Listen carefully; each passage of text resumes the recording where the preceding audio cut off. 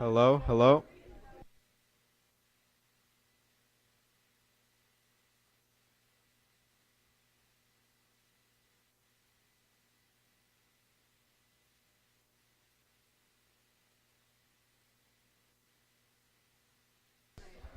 hello, hello.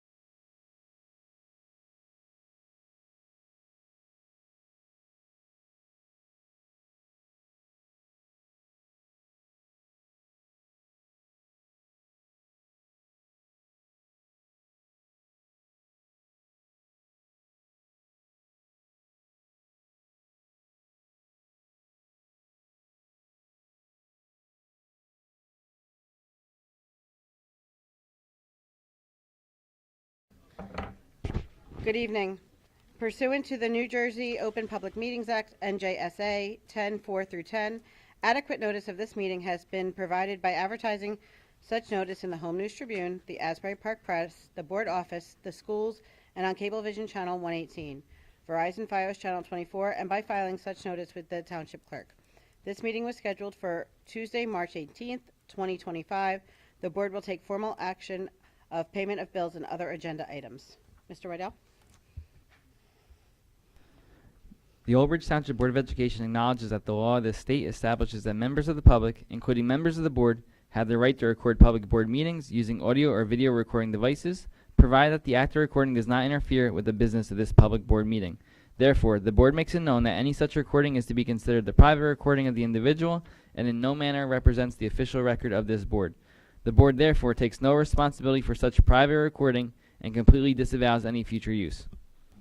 Roll call, please. Dunn. Here. Francisco. Here. Giordano. Here. Jodry. Here. Mazzone. Here. Slade. Here. Solikowski. Here. Venkatesan. Present. Dantuno. Here. We have a quorum. Thank you. Can everyone please stand for the pledge? I pledge allegiance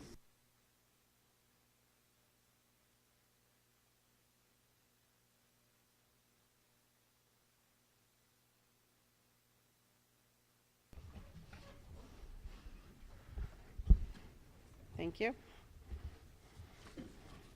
Christina, can you do the Code of Ethics, please? The board member will carry out his or her responsibility not to administer the schools, but together with fellow board members, ensure that all are well run. Thank you. We have our district goals and our board goals.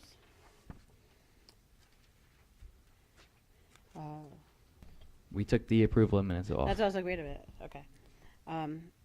This report from the student rep.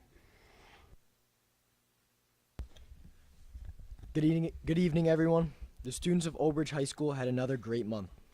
Since the last meeting, many seniors went on our class trip to Disney. We had a great week and want to thank our class advisors, administrators, nurses, and chaperones who made it possible. Last Saturday, the Air Force JROTC won 6 trophies in the Washington Township drill competition. Last week in school, juniors took their NJGPA testing. Also, FBLA had their states competition in Atlantic City. They had multiple top 10 qualifiers, and several students will continue to the National Leadership Conference. The winter sports recognition ceremonies were held last week as well. Spring sports have begun, and our athletes are preparing for successful seasons. This past Saturday, indoor percussion took first place at their competition. This week, Play Unified is hosting events for Neurodiversity Celebration Week to showcase how we all think, move, process, and communicate in different ways. The spring musical, 42nd Street, will be this Thursday through Saturday at 7 o'clock. Just a reminder, all tickets must be purchased online. We are heading into the 4th marking period at the end of this month, and we are looking forward to finishing the year with lots of fun activities and events.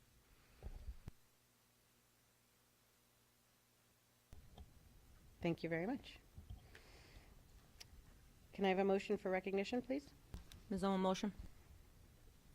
Second. Francisco will second. Matt, would you like to do the retirements?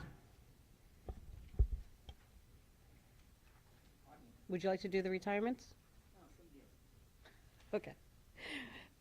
Would anyone? I did it for 4 or 5 years, I guess. That's fine. I thought it was something you enjoyed doing. I apologize. I'll take it over. That's fine. I'd like to congratulate Ms. Serengel, Ms. Zentman, and Ms. Mailer for their hard work and their dedication to Old Bridge. We've got 73 years between the 3 of them, and so we congratulate all 3 of you on your retirement and wish you the best of luck and thank you for your service.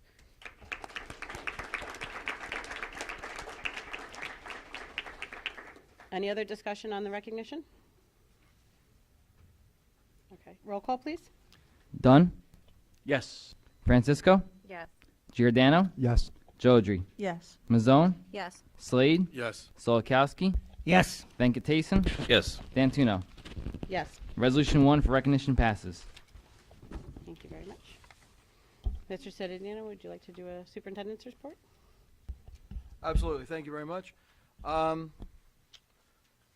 Working with instructional council, they provide information that I've been doing each year now, giving the board and the public at least 30 days to ponder and think about, because it impacts families differently and definitely has an impact as you plan your educational and social events. So that is the 26-27 calendar.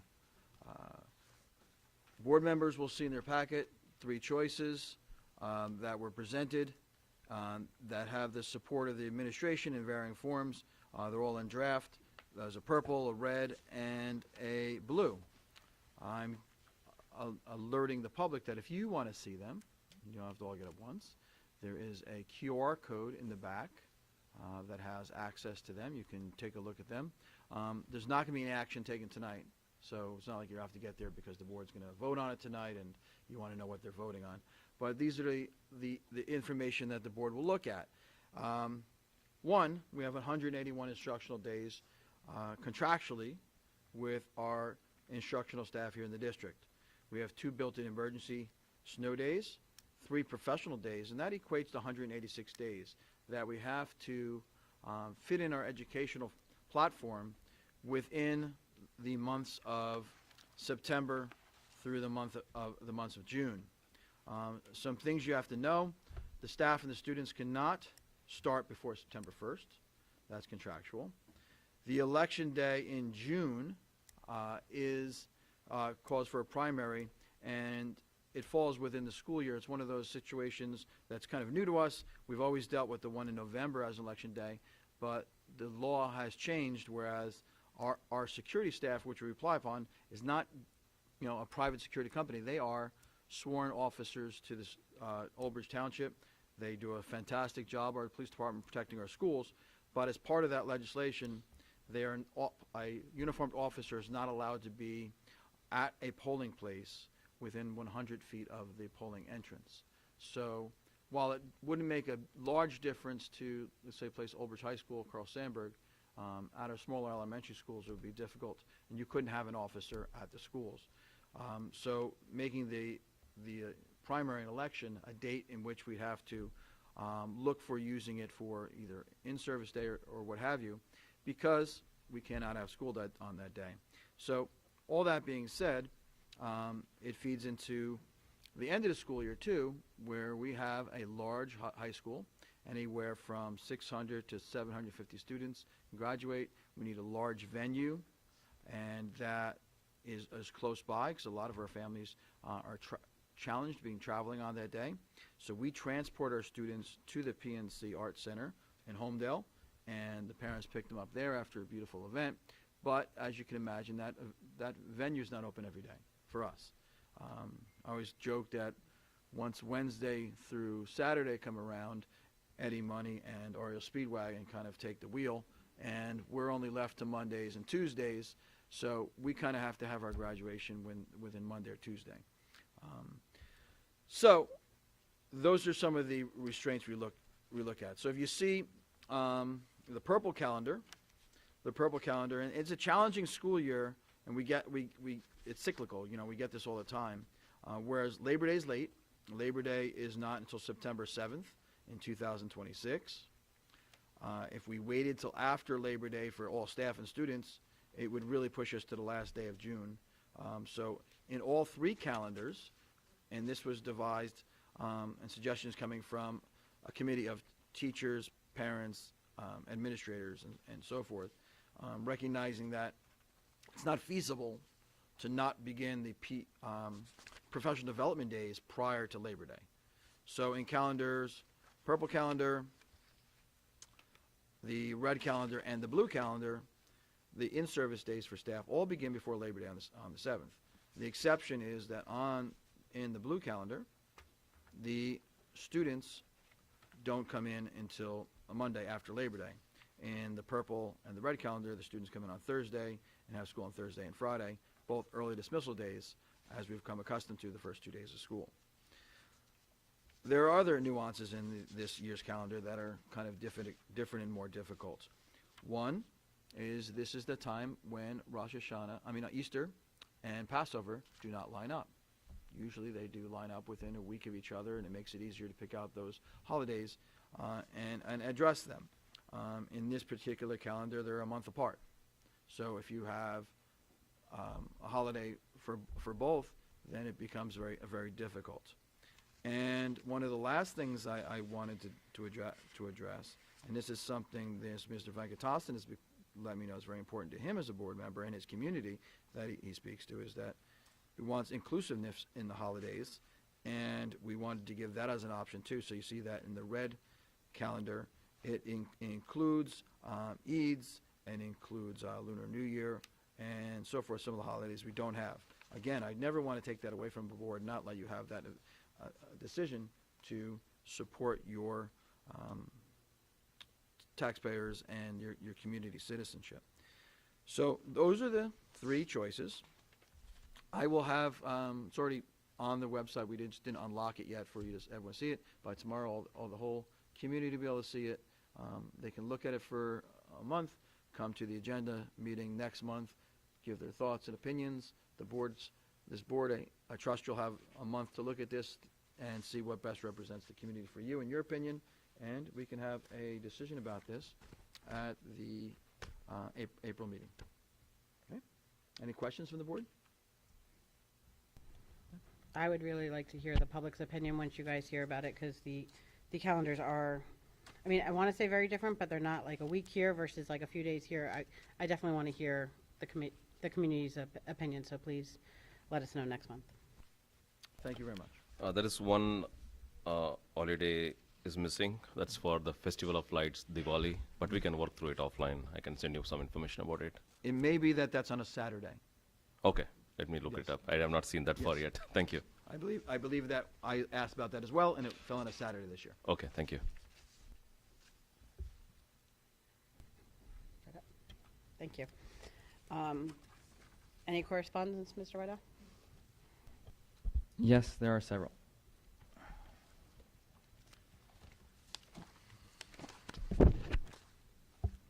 And Chris, you may have to start the timer for some Yes, reason. you are subject to the 5-minute limit like every other public speaker. Okay. Correspondence 1 is from Mary Jane Santiago.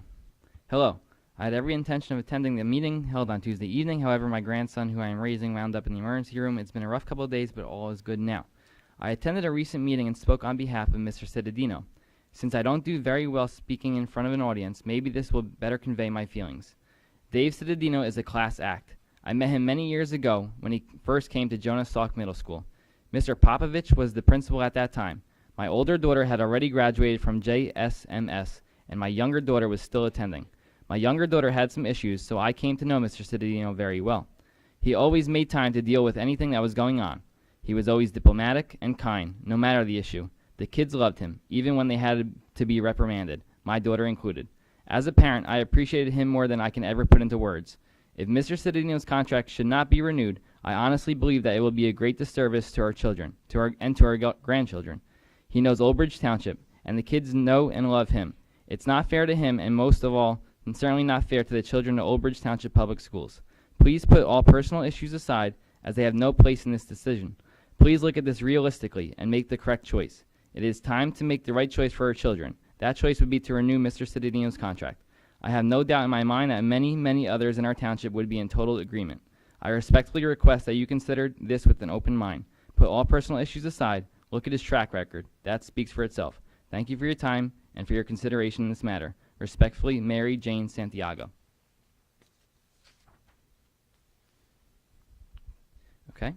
Second correspondence is from Katie Chung.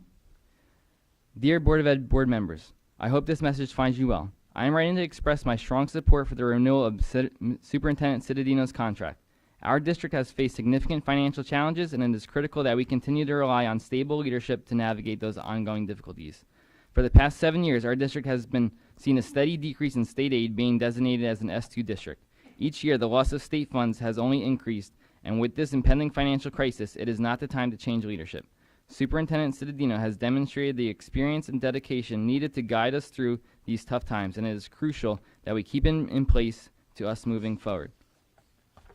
In addition to the financial burden of hiring a new superintendent, which includes search, firm fees, advertising, and relocation expenses, it's important to note that Superintendent Cittadino does not currently take health insurance, which saves the district $35,000 annually, which will probably increase with inflation. If we were to hire a new superintendent, the district would incur an additional $35,000 in health insurance costs on top of their salary, further straining our budget. Superintendent Cittadino has been an active and visible leader, frequently attending events and engaging with the community, not just sitting behind a desk. His leadership is well respected and his commitment to the district is unwavering. In these challenging times, we need a seasoned and dedicated leader like him to ensure that the continued success of our district. Please make a responsible decision and renew Superintendent Cittadino's contract. His experience and leadership are invaluable to our district's future. Sincerely, Katie Chung, OB parent. Correspondence number 3 is from Michelle Mann. Dear Mr. Wydell, please read the below email aloud at the Tuesday, March 18th Board of Education meeting. Dear Board of Education members, I am writing to express my support for the renewal of Mr. Cittadino's contract. As a parent in this district, I am deeply concerned about the financial challenges we are currently facing. With the ongoing loss of state aid and additional budget cuts looming, now is not the time to change leadership.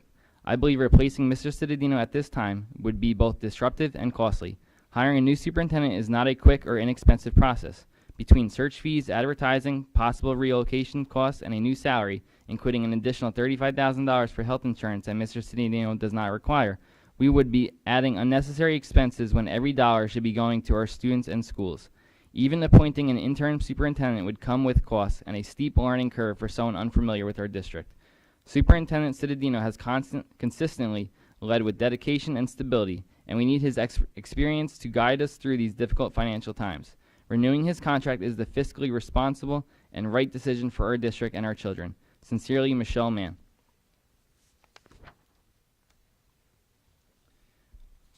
Correspondence 4 is from Stephanie Mahmood, Stephanie Field. Dear members of the board, Mr. Cittadino has done so much for the kids of Old Bridge and has had a positive impact on the school district, period.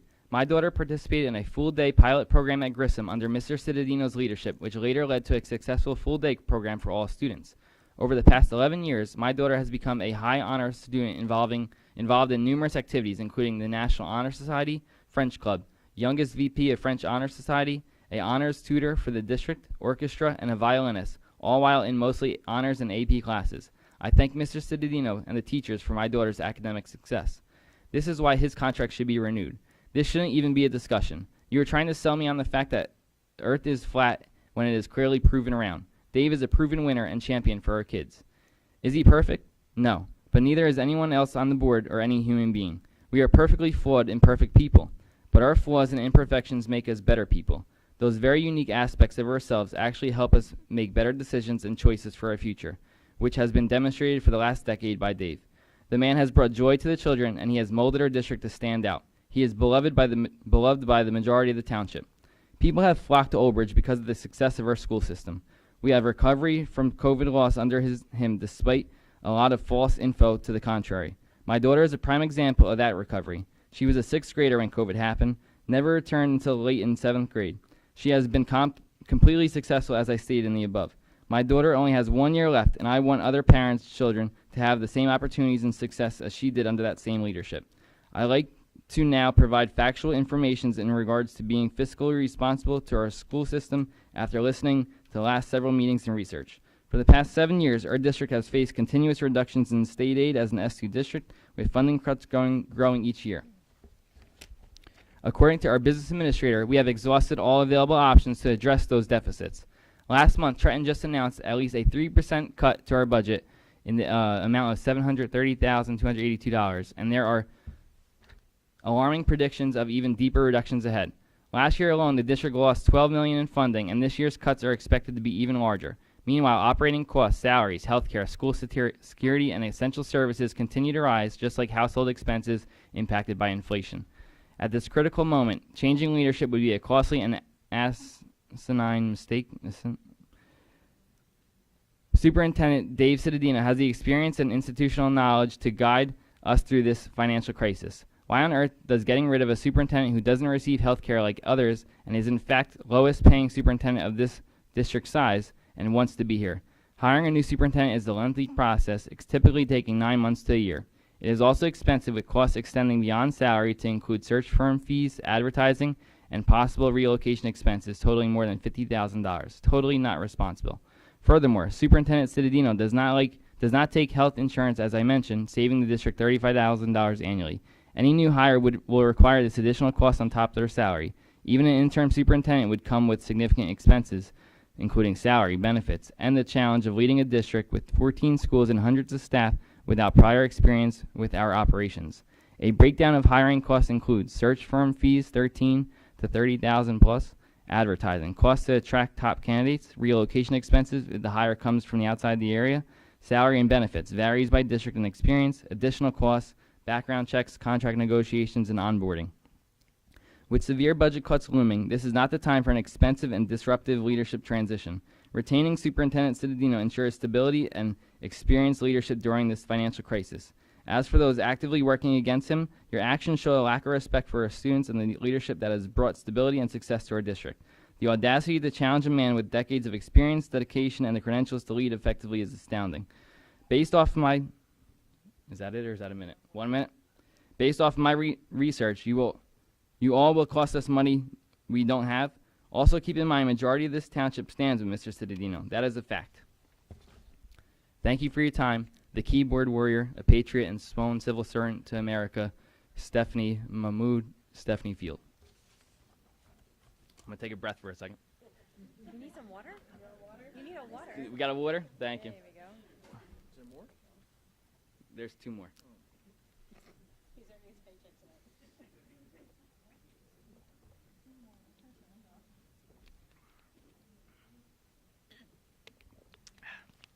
That was on the mic, too. All right, here we go. Number 5. This is from Scott Mazzella. Dear Board of Education members, for the record, I just want to thank the Board of Education for continuing allowing the people from this town and beyond to practice their First Amendment right to speak. As those of us who attend those meetings know, it's no rare thing to sit, sometimes for hours, allowing everyone a chance to speak. That podium is a powerful tool that can deliver news of achievement, victories, and hope from around the district. But the podium also allows some to bloviate, gaslight, stretch truths, or outright lie. It is my sincere hope that the board does not take into consideration any false or misleading comments from the public when deciding the fate of our superintendent. As I've said from the podium in the past, David Cittadino is a superintendent of many, but cares as deeply for the individual as he does for the district as a whole. We have heard the testimony of so many who have spoken of the good work Dave has done here.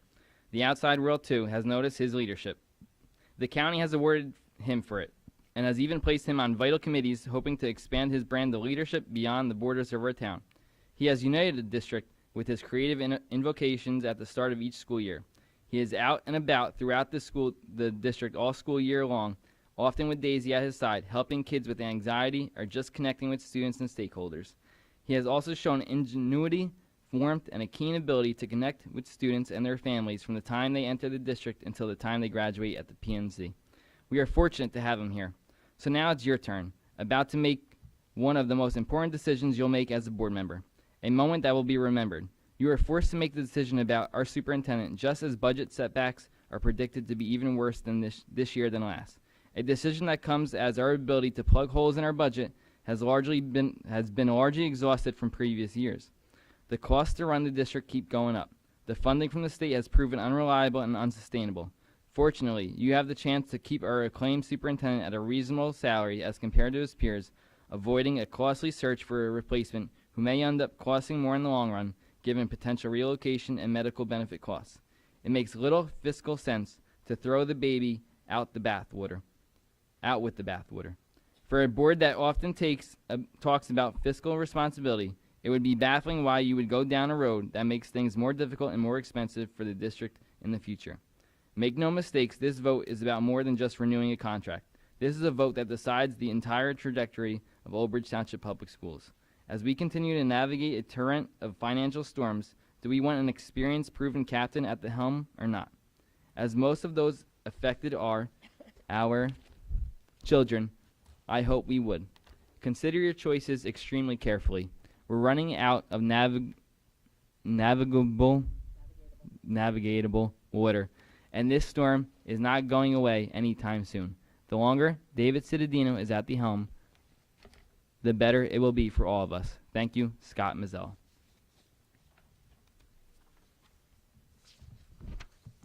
Okay, last one here is from Ilya Hemlin. Mr. Wydell, please read the email aloud at the next Board of Education meeting. To all this matter concerns, I am a lifelong resident of Old Bridge and a graduate of the school system. I've had the privilege to be a part of the first class when Miller School reopened, as well as when the high school unified under one building. I'm writing to express my objection to any decision at this time to replace Superintendent David Cittadino. It's an objective fact that in New Jersey, property values are anchored by the school system. The Old Bridge School District is a jewel of the community. It's why so many families, including mine, moved here originally. It's why I chose to move back here to start a family of my own. And it's why we constantly hear from people referencing that they're from Staten Island, South Jersey, or anywhere else with a substandard school system. It's also why, especially in the last 5 years, Old Bridge's property values and appeal have skyrocketed compared to our neighbors. Removing Superintendent Cittadino would not only be disruptive to our district's stability and leadership, it's a foolhardy attempt to save money that will end up costing us exponentially. As numerous people pointed out, Mr. Cittadino's salary is in line with his colleagues in terms of district size and performance. And frankly, anyone who thinks his salary is too high should try to and find someone in any industry willing to manage hundreds of employees, over 8,000 high-value clients, and juggle complex state and federal regulations.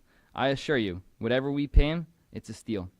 To speak nothing of the costs involved with hiring an executive search firm or the added cost of convincing someone to come to a district where they're subject to the political whims of board members. The options will be to either pay through the nose or find someone without the relevant experience. Anyone who has worked in large organizations knows about the chaos that comes with a leadership change, especially when the organization is operating effectively. The idea that a superintendent should be arbitrarily removed to shake things up is a further example of certain board members being woefully over their head in understanding the operations of an organization with the size and complexity of Old Bridge School District. I urge the board to stay the course and not make any rash decisions that will cripple the town financially. Thank you for your time and consideration. Sincerely, Ilya Hemlin. That concludes correspondence. Job well done, thank you. Special committee reports? Yes, we had two finance meetings, one on February 20th and one on March 6th to discuss the 2025 to 2026 school year budgets. We went over the revenues and expenditures, and due to the executive part of it, that's all I'll be able to say. Is that correct, Ms. Wydell? Any other words you'd like to say, or that covers it? That does cover it, so Okay. thank you.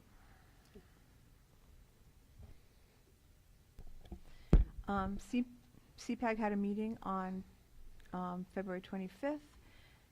Basically, they talked about building partnerships in IEP teams, collaboration, student involvement, building strategies for communication during an IEP meeting, and starting team meetings by sharing positive information about the students and ways for parents and family members and educators to do that. They also provided a really great resource document with links to guides and tips, information about facilitated meetings, as well as New Jersey state docs for parents and for families that you can get on the Special Education Parent Advisory Group Facebook page, or if you're not on Facebook, feel free to email me and I'll send it to you. But it has a lot of great links on it and a lot of great resources for parents and families. The next meeting will be on Wednesday, April 30th at 7 p.m. It's via Zoom and you have to sign up for it.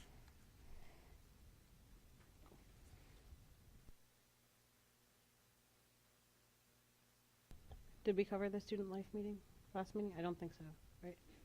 So we had the student life meeting, I think that was February 27th. That now encompasses athletics, extracurricular, DEI and care that we had last year. So I was late because I was on a video call, well, not me personally, as part of a group with the State Attorney General on all the changes that were going on. So I missed part of it, so Marjorie can fill in on part of it as well. And Kieran, I believe you were there, right? But Mr. Domino from the athletics department went over Title IX, which is the equalization with genders in sports, and, if this sport has it, then the coordinating, gender sport has to have all the same equipment and things like that. So, where we are with that, and, any improvements that we need to make, and long-term goals with our athletics. Extracurriculars, we went over the number of clubs in each school. Do you have those numbers, Marjorie? You're usually awesome with your notes. I was so late to that meeting because of that phone call. I apologize. So, yeah, where did you end up? What did you wanna know? Extracurriculars, but go ahead. I have to look at my notes. How many clubs we had? Yeah. But- That's all right. Yeah, Anyway, well, we right. have an awesome amount of clubs from elementary, middle, and high school that our students can partake in it. And that was kind of the majority of the conversation that we had at that meeting. Any other meetings that have happened since last month? All right, cool. All right, so we are going to open the mic for the hearing of the residents on any agenda item only. This will include Mr. Cittadino's contract. There is a binder on the table, so sign in there first before we speak, and then just nicely form a line. And as you do, Mr. Parton has a few words. Yeah. Obviously, there are a lot of people here tonight. Please know that everyone's going to be held to that 5-minute time limit. You'll get a beep at 1 minute to go. Please allow each other to speak.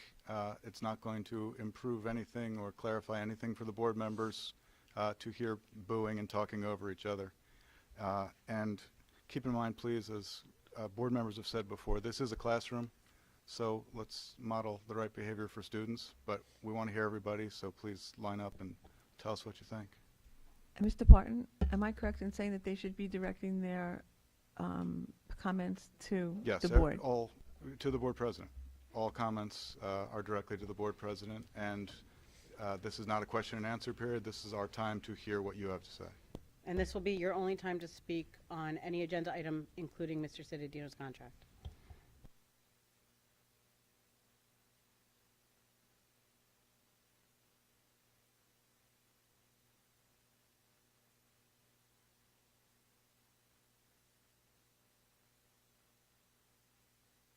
Right behind you at the table. For those that are interested in speaking, you'd start signing in now, if you want, and then approach the mic.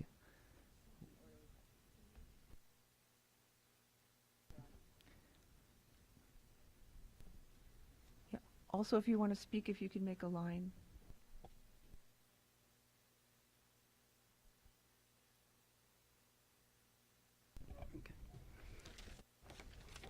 Okay.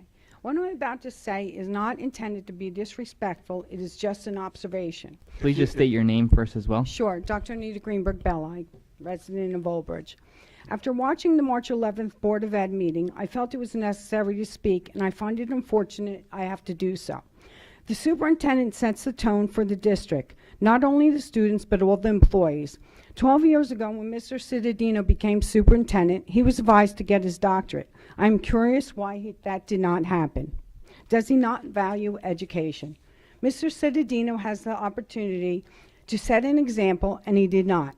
How many courses per year would Mr. Cittadino have had to take over his 12 years tenure to achieve his doctorate?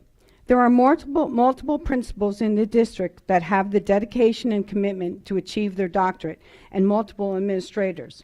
Why does the superintendent feel he should not achieve this level of higher education as he was instructed to do so in the beginning of his tenure? Mr. Cittadino should set the example to inspire and motivate, to be the best you can be. We have much talent amongst our teachers and principals. It is because of them we have schools in our district recognized as schools of character. Schools with smaller districts have superintendents that have doctorates, just to name a few: East Brunswick, Monroe, Perth Amboy, New Brunswick, etc. The principals that have doctorates could step up to be superintendent without any disruption in the district. What goals has Mr. Cittadino set for the district, and have these goals been met? What was Mr. Cittadino's last evaluation? The evaluation of the superintendent is one of the most important things the Board of Ed does, and on the board to perform this activity. When was the last evaluation performed, and are these evaluations made public on your website? Mr. Cittadino has not been forthcoming. When closing the Cheesequake School, a blue ribbon school, It was under the justification had structural damages. Were the repairs done before renting Cheesequake School to a preschool? That question has never been answered. Leadership is important. Managing a school district stresses education and efficiencies, which is very vital. The state just announced that they are cutting another $700,000 from the district. School funding is down another 3%. When the cuts start to happen, my question is, how can the state think this is fair to do this to Old Bridge? First of all, when they first started, did the superintendent invite the governor to come to Old Bridge and witness what is happening in this district? We are a town of 42 square miles, and cutting after school buses is not fair to the parents with this. And this is all coming from the top. Did the superintendent go to Trenton and advocate for us? Did he ask the governor to come here? No, at that time he did not. Please do not reply to comments. Have we ever had an accounting of the COVID money, what was spent?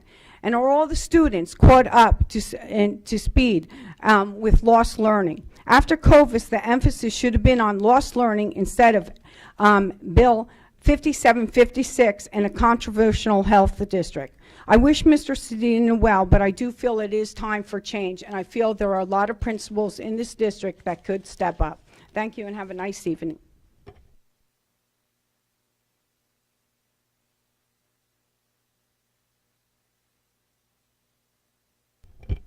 Hi, my name is Ann. I live in Old Bridge. I have 3 children in Old Bridge. My experience with Superintendent Citadino is just from sitting here and watching on YouTube and getting your lovely phone calls. So it's not that extensive, but from what I've seen and heard, he's the calm in the storm. He is the voice of reason and logic when things go sideways. Stability and leadership matters. Changing superintendents during a time of academic and graduation rate progress will disrupt any improvements we've already seen. Removing an award-winning superintendent would be a loss to our schools, but even worse, hurt our children and our teachers. I'm just wondering if people know his resume, and if I say anything wrong, just tell me because I got it in the newspaper. But it said that 1997 to 2005, he was a teacher and then a disciplinarian in the Elizabeth School District. Couldn't have been easy. From then, he came straight to Old Bridge, and he's been loyal to Old Bridge ever since. He started at Jonas Salk. He was assistant principal, and he must have been very competent because 6 months later he was principal. He then became principal of Old Bridge High School. He went on to be assistant superintendent. From assistant superintendent, he accepted his current role in 2013. He has extensive experience. Anyone who says that he needs to have a doctorate is just making up an excuse. This man could probably teach the doctoral program. He has so much experience and knowledge. There is nothing in New Jersey that says a superintendent is required to have a doctorate. They need to have a master's. The superintendent is offering a 2-year deal with a lower raise each year. The money he's offering to save the school system could go to the students. If the board members, I know certain board members last time, I know Marjorie, Jennifer, I know I heard Jay, if I missed anybody, I'm sorry. They said that they wanted the 2-year with the lower raise. I think the board members should have to say why they didn't want the 2-year raise and why they're stealing money from the students who are in way too large a class sizes, the students who can't do after-school programs because they don't have late buses. I think they need to explain themselves. You were voted in there, and you should explain yourselves to the people that voted for you or did not vote for you. I had something else to say. Sorry. I have a child in high school. I have younger children. I don't know one parent of a current student that does not support Superintendent Citadino. I don't know where these people coming up here are talking. They obviously don't have students in the school system.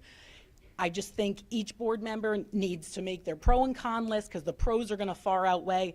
The only sane decision is to keep Superintendent Citadino for as long as he will tolerate us. Thank you.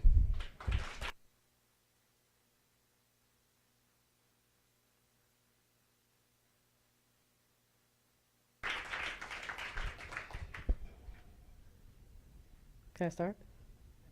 There. Hi, my name is Mariah Wicks. Before all of you vote on Dave tonight, I want to address this critical decision facing our BOE. The potential of a non-renewal of our superintendent's contract or a 1 or 2 year renewal. This decision carries significant financial implications and could profoundly affect our school system and town. Our district has been losing state aid for 7 years. We're losing $700,000 this year and a possible $23 million or more next year. Add to this loss additional costs for salaries, health insurance, school security, and other expenses which continue to rise each year. This is not the time to change leadership. We need Superintendent Sinadito's valuable knowledge, expertise, and direct experience to navigate this budget crisis. Hiring a new superintendent takes 9 months to a year, and that's if everything goes as planned. It involves significant costs, as we heard before, about $13,000.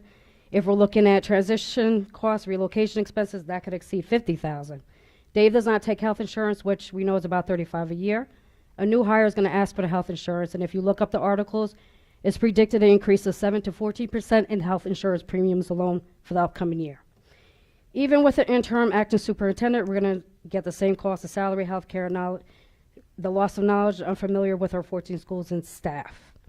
Based on current public stats, if you Google it and check it out, a new superintendent is going to ask for 5 to 15% more in salary that they are currently making, plus they're going to ask for additional health insurance. So if we look at it based on the math, it's $265,897 plus $37,500, which is at 7% rate, not 14%. During a dire budget aid cut period, a new superintendent will most likely ask for a higher salary, adding to already financial burden. Maintaining Dave provides financial stability and continuity for our district to focus on long-term goals, avoid turnover costs for the next 2 years while we weather these major state aid costs. A 2-year term at 2.5% equals to about $5,000 to $6,000 a year. If you do the 6% at 1 year, you're talking about $14,000 in 1 year. Anybody that comes after him is going to want that salary at the 6%. So that will equal $520,000 in 2 years. We must forget that we have no late buses. So think of that money when you come to vote. Our school system impacts the vitality of our town and home values, in case people weren't aware. Changing leadership and financial uncertainty is going to cause chaos for parents, students, residents, homeowners, taxpayers, because high schools are driven property values. They attract the home buyers and foster community engagement. Home buyers prefer areas with highly rated schools. Our school's public perception is going to influence homeowners who buy in Old Bridge. So this is going to create a cycle where the reputation of our public schools become directly tied to our home prices and home values. Don't know about most, but I've been here 45 years. I would like to keep my value. Selecting a new superintendent during this BOE climate is going to set up a failure in the long run when you look at personnel. Potential new clients or new candidates are going to see these meetings and interactions, thus leading to frequent turnovers in our superintendents, short-term focus. It's going to affect our infrastructure when it comes to our schools. It's going to result in future candidates commanding even higher salary demands to stay here. Again, we don't have late buses. We need to make sure there's money in our budget next year, because if you recall, the grant was not renewed for Play Unified. Stability and leadership is crucial for us to navigate budget constraints effectively. So renewing his contract for 2 years at 2.5% is a financial sound decision, ensuring stability, continuity, and retention of valuable district and budget aid cut knowledge.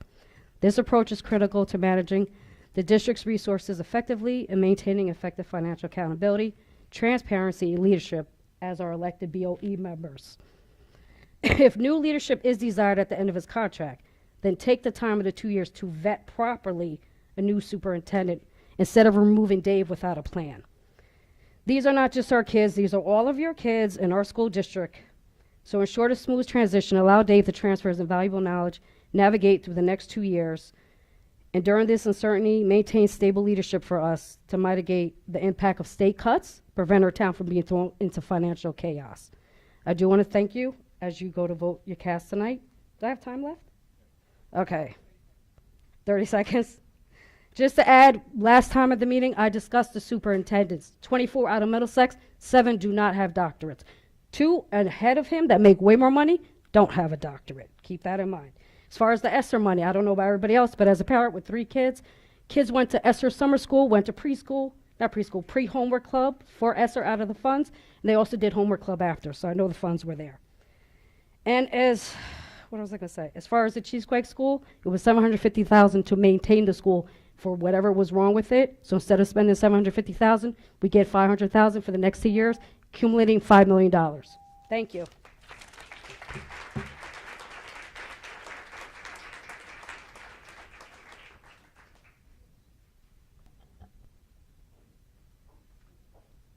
I'll make sure to sign in. And bear with me for a minute. I thought that there was going to be 3 opportunities to speak, so I'm trying to merge 2 of them at the same time. Good evening, Andrew Lewis, OBEA. I'm addressing a few points in the agenda, in particular the ethics corner, the proposed tentative budget, and the superintendent's contract. I want to take a moment to remind the board the ethical responsibility that comes with holding a position of public trust. The School Ethics Act is clear. No one should use their position for personal gain. Yet, when board members use this platform to discuss their own family members as a means to evaluate the district, they're crossing that ethical line. Personal stories may feel compelling, but they do not belong in an objective evaluation of our schools, our staff, or our district leadership. For years, we've watched as one board member has mastered the art of self-serving politics, while serving as the undisputed pioneer of nepotism in this district. We cannot allow this blatant disregard for our district to continue unchecked. We need a board that values transparency, equity, and the future of our students, not personal gain. It's time to call out the corruption for what it is and demand that the board puts education first, not political favors. Another concern I must raise tonight is the repeated effort to paint our schools in a negative light, right here in these meetings, as a recruitment tool for private alternatives. When individuals stand before the board and declare how bad our schools are and that we're indoctrinating our students, we must recognize the true intent behind these words. This is not constructive criticism meant to improve our district. It's an advertising campaign designed to pull students and their funding away from our public schools. Let's be clear. Every time they speak at a meeting and use it to recruit students, it impacts our budget. Fewer students means fewer resources, fewer programs, and fewer opportunities for the children who remain. We cannot allow our district to be smeared and used as a marketing tool for schools that don't answer to this board or this community. Public education is a shared investment, one that requires us to stand up for the integrity of our schools. And as we enter budget season, a time that will test our resources and our resolve. We must stand together, not divided. We cannot afford to weaken our district from within when we know there are challenges ahead. As of 3:30 today, the budget on the agenda was blank. No numbers, no details, no clear plan. That's unacceptable. It shouldn't come as a surprise to anyone on this stage that our budget situation is dire. It's not just numbers on a spreadsheet. It's a reflection of our values, our priorities, and our commitment to providing a high-quality education. Yet we're being asked to trust a process that kind of keeps us in the dark. We need answers. We need to see where the money's going, what cuts are being considered, and how decisions are being made. Educators and families should not be left guessing about the future of our schools. Transparency is not a privilege, it's a necessity. We demand clarity, we demand honesty, we demand a budget that truly supports our students and the educators who serve them. Our focus must be on weathering this storm as a united front, protecting our students, our staff, and the quality of education our community deserves. I also want to address the superintendent's contract. I'm not going to speak for or against Dave. This is about common sense. Right now, our district is facing a $17 million, almost $18 million deficit, a financial hole that will have serious consequences on our students, our staff, and the quality of education in our schools. In times like these, we have to make responsible, strategic decisions that put the district in the best possible position to move forward. There's a motion on the agenda for a 1-year extension, a decision that gives the board time to evaluate, time to plan, and time to act with the full financial reality in mind. A 1-year extension is not a long-term commitment, but a practical one. It allows stability while we focus on the bigger crisis ahead. For months, this board has played games, dragging out the contract negotiations, wasting time, and squandering taxpayer money, all while holding our district hostage. For what? We have a qualified, experienced superintendent who has served this community with dedication. This isn't leadership, it's dysfunction. You've made it clear that experience and commitment don't matter. And on top of that, whoever steps into the role will inherit a budget that's a mess, with no real plan from you to fix it. So I ask this board, who would want to step into a $17 million deficit? Who is eager to lead in a situation where it's hard choices will have to be made? Stability is the short term, not just reasonable, it's necessary. This board owes our educators, our students, and our community better than this. The people who trusted you to lead deserve better than this. Let's set aside personal opinions and focus on what's best in the best interest of the district. Approve the motion for 1 year, and let's tackle the real issue, the financial crisis that threatens our schools and our students. Do your jobs, put politics and pettiness aside, and start putting our schools first.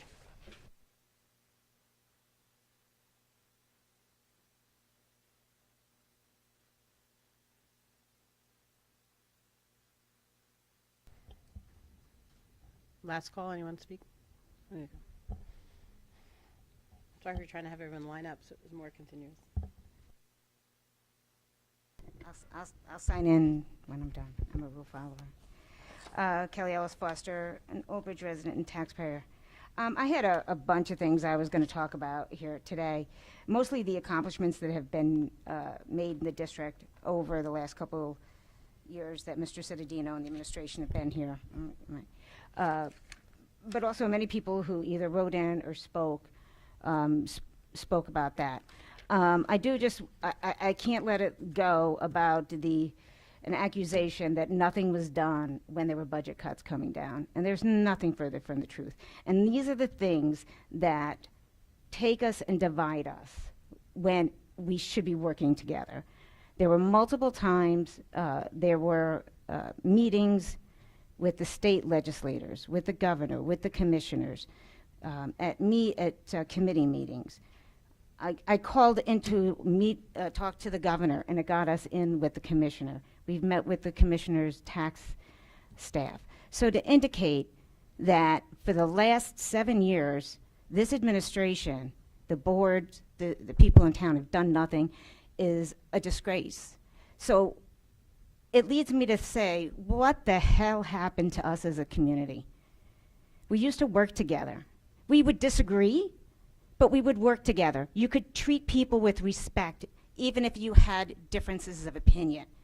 And this is where we are now.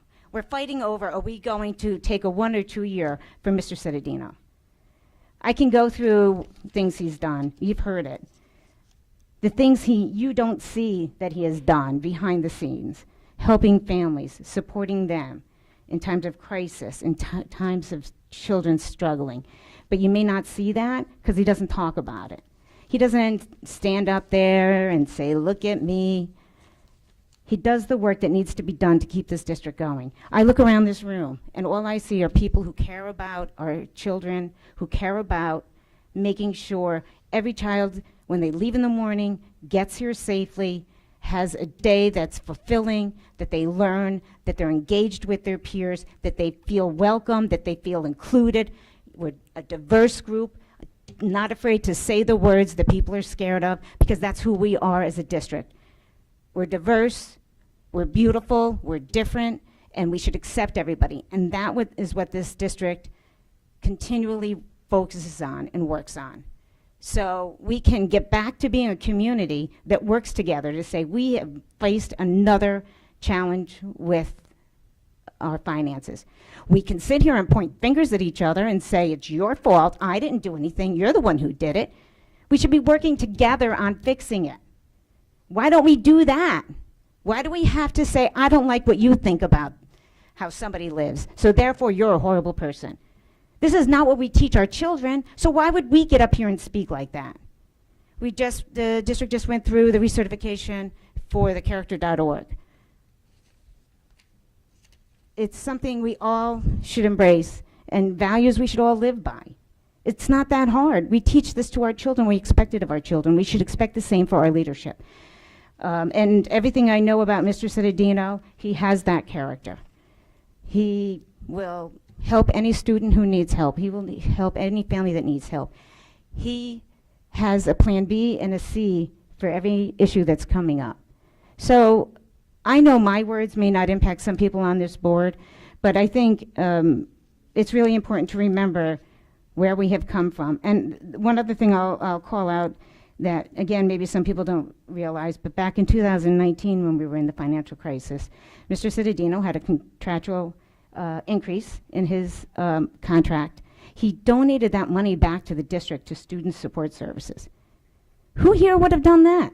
Who here, when they've got, a relatively large family and kids going to college, they give their money back because the school and the district was in crisis.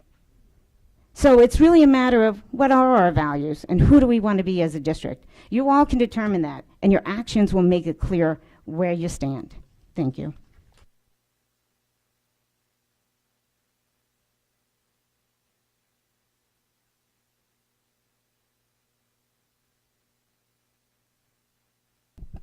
Madam President, I love saying that. I don't know if you know why I started coming here. Just state your name, please, for the record. Teresa Burns. Okay. Kindergarten, my son was denied access to an event. And I swore then I would never let another kid ever have that. I don't care about their color, their class, ability, whatever. I started coming here, and you were invited to a SEPTA meeting. Do you remember that meeting? And your opening line was, I heard you wanted to talk to me. And everyone spoke to you. And I believe that that was the moment that you had a learned behavior that you then unlearned and then relearned from the parents that you were exposed to. After that, you had started, I don't know if you had done this previously, but you were going to MD classes and really speaking to parents, not just speaking to them, but listening to them and implementing what they were saying. And to hear inclusion, diversity, and equity was, in my opinion, not there. Is it perfect now? No. But have we come a long way? Yes. And I want to know, how is the board going to evaluate, if they choose a new superintendent, their ability to have a learned behavior, unlearn it, and then relearn it? Thank you.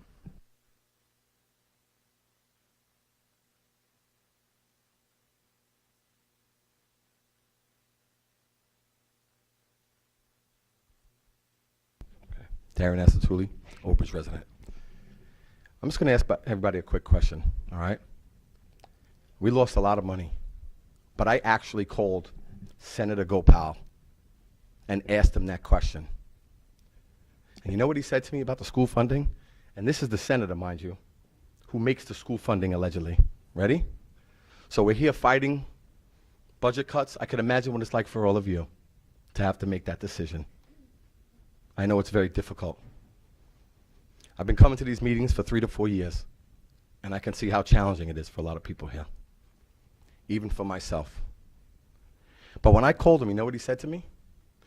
I said, I need to speak to you about something. I told him I was the councilman of Old Bridge, New Jersey. The chief of staff called me back, and I asked him about the funding. Ready? He said, your home prices went up 40%.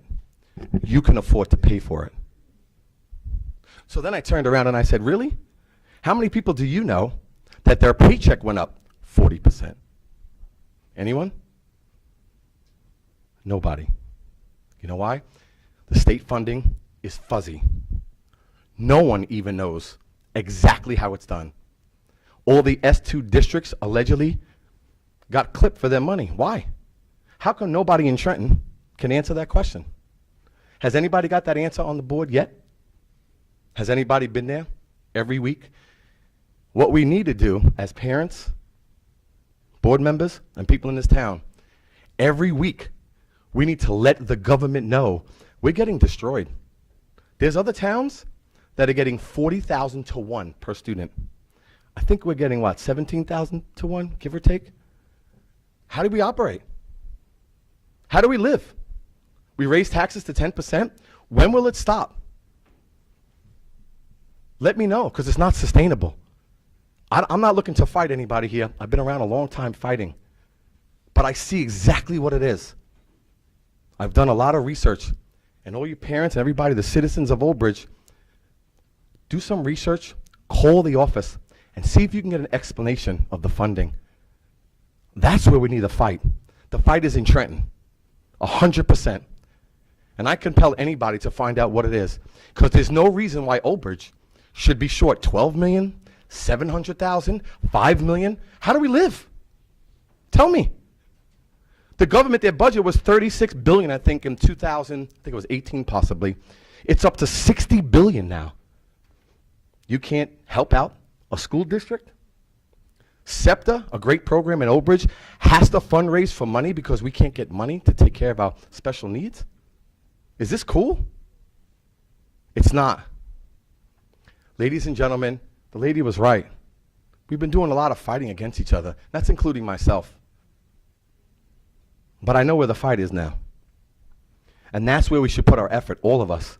We should get other towns, other superintendents, other board members, other parents to get together and not one time go to Trenton. We need to go to Trenton, send emails, have real conversations, because guess what? We're just going to lose more.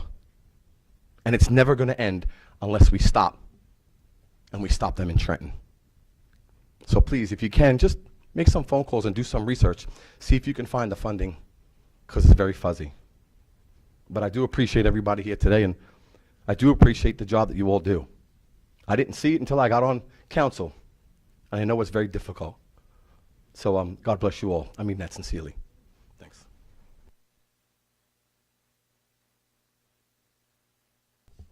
Anyone else? Okay, we're going to close the mic. A few things I'd like to respond, and then the board can respond as well. The comment was made asking when Mr. Cittadino sets goals, the board sets the goals, and the board did evaluate Mr. Cittadino late in the fall. The superintendent did go to Trenton multiple times, and the COVID grant money has been shared and allocated to the board and to the public. I was on quite a few of the character.org state level phone calls and interviews. It was the same message over and over from community members, from students, from staff, from parents. It's not just a pitch phrase, it's the culture here in Old Bridge, you know, those pillars of character. And Mr. Asatuli, if you want to, I've tried to work together and see if the town council and the school board can get together, and whether it's fight Trenton, do something. We serve the same people. If the council and the school board want to come together, I'm all for it. Let's fight the same fight. We serve the same community. So if that invitation's open, I'd like to accept it and invite any of my fellow board members to join the conversation with me. Mr. Cittadino is talking to the Assembly on April 25th. I'm talking to the Senate on the 26th. Anyone who's welcome to meet us down there and show the support as we speak, asking for this fuzzy formula and asking for the state aid. So we are going to Trenton. I guess that's next week already. Come join us. Come stand next to us as we have the conversation. So to answer those questions. All right. Anyone else on the board would like to address any of the comments made? I have a comment.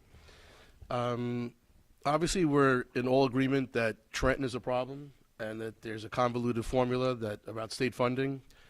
I know the podium was set to have comments about Dave's contract, but since we're all in agreement that the state funding is off and we're losing money, Mr. Cittadino and the administration team is using the funds that they have available. The guy doesn't make the rules. The guy doesn't. He didn't personally do any state funding cuts. The administration is using the funds that they have at hand. So when you hear about what is he not doing, what is he not getting at, he's not going down to Trenton. He's not inviting people. You know, when I have my house budget, I spend what I have. I don't spend what I don't have. So I think the administration's done a great job in the budget system. Last year I sat in with the budget. We were 12 million short. Yes, we lost late school buses, but we kept the district intact. And early on, we were in part of the 25-26 year. And again, they're coming up with creative ideas to try to keep the district intact. So the administration and Dave leading it does what he can to keep the district intact. He cannot control what Trenton doesn't give us. So thank you. Anyone else? Okay. Can I Go for address it. a few things? Sure.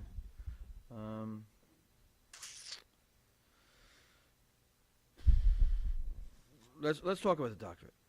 Let's start there. I want to be clear. I was never instructed to get a doctorate. If I was instructed or directed to do something, it'd be in my contract. That's not language in my contract.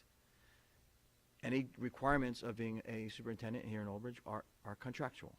It's not there. What is in my contract, which I negotiated, was an incentive. And I am the only employee in the district who would get 100% reimbursement for getting it. No one else would get that. So when I did do my doctoral work, and I did all of my coursework with a 4.0, and there was a tragic situation with my committee chair, it was a setback. Things happen personally in my life, things happen professionally here, and I didn't go to it. That's me, that's my decision. But all the coursework was done, and if I couldn't commit myself to it because of what was going on then and what's going on now, I didn't want to commit to the impact it would have on the district. Could be $80,000 that you'd all have to pay, and I want to make sure I'm committed to it. I've thought about going and I've talked to Mr. Parton about this. I've thought about going to law school. You know, there's nothing in even my contract that says a doctoral degree. A doctoral degree is a Juris Doctorate. I could start going to law school right now, and you'd have to pay for it. But I want to make sure I'm ready for that. Maybe I'll join my son in law school. He's getting ready to go. Maybe we'll go together when I retire. But I want to make sure it's the right time and it's the right place. Board evaluations. I don't know, like, if you're not paying attention or just, it's been discussed ad nauseum. I didn't receive board evaluations for 3 years. I got my first board evaluation this year. I hold that as a reason as to, you know, I'd like to have them, because if you're not going to have me, it's nice to have evaluations when you go on an interview, because that's what they ask for. They want the last 3 years of evaluations. Do I want to make the district look bad and say, well, they didn't evaluate me? Because it makes me look bad. So, no, I got one this year. I'm happy to get it. I'm hoping for some more glorious ones. I guess the information about closing Cheesequake, it's just misinformation. Cheesequake was evaluated not only by the administration, it was evaluated by an independent resource that came in and did an evaluation of all of our schools. Based upon that information, the decision was made. And I don't know how many times I have to say it. I don't make the decisions for this Board of Education. I don't make this decision. I am one person. They ask me, what could we do? Just like the budget every year. My team comes together with varying scenarios.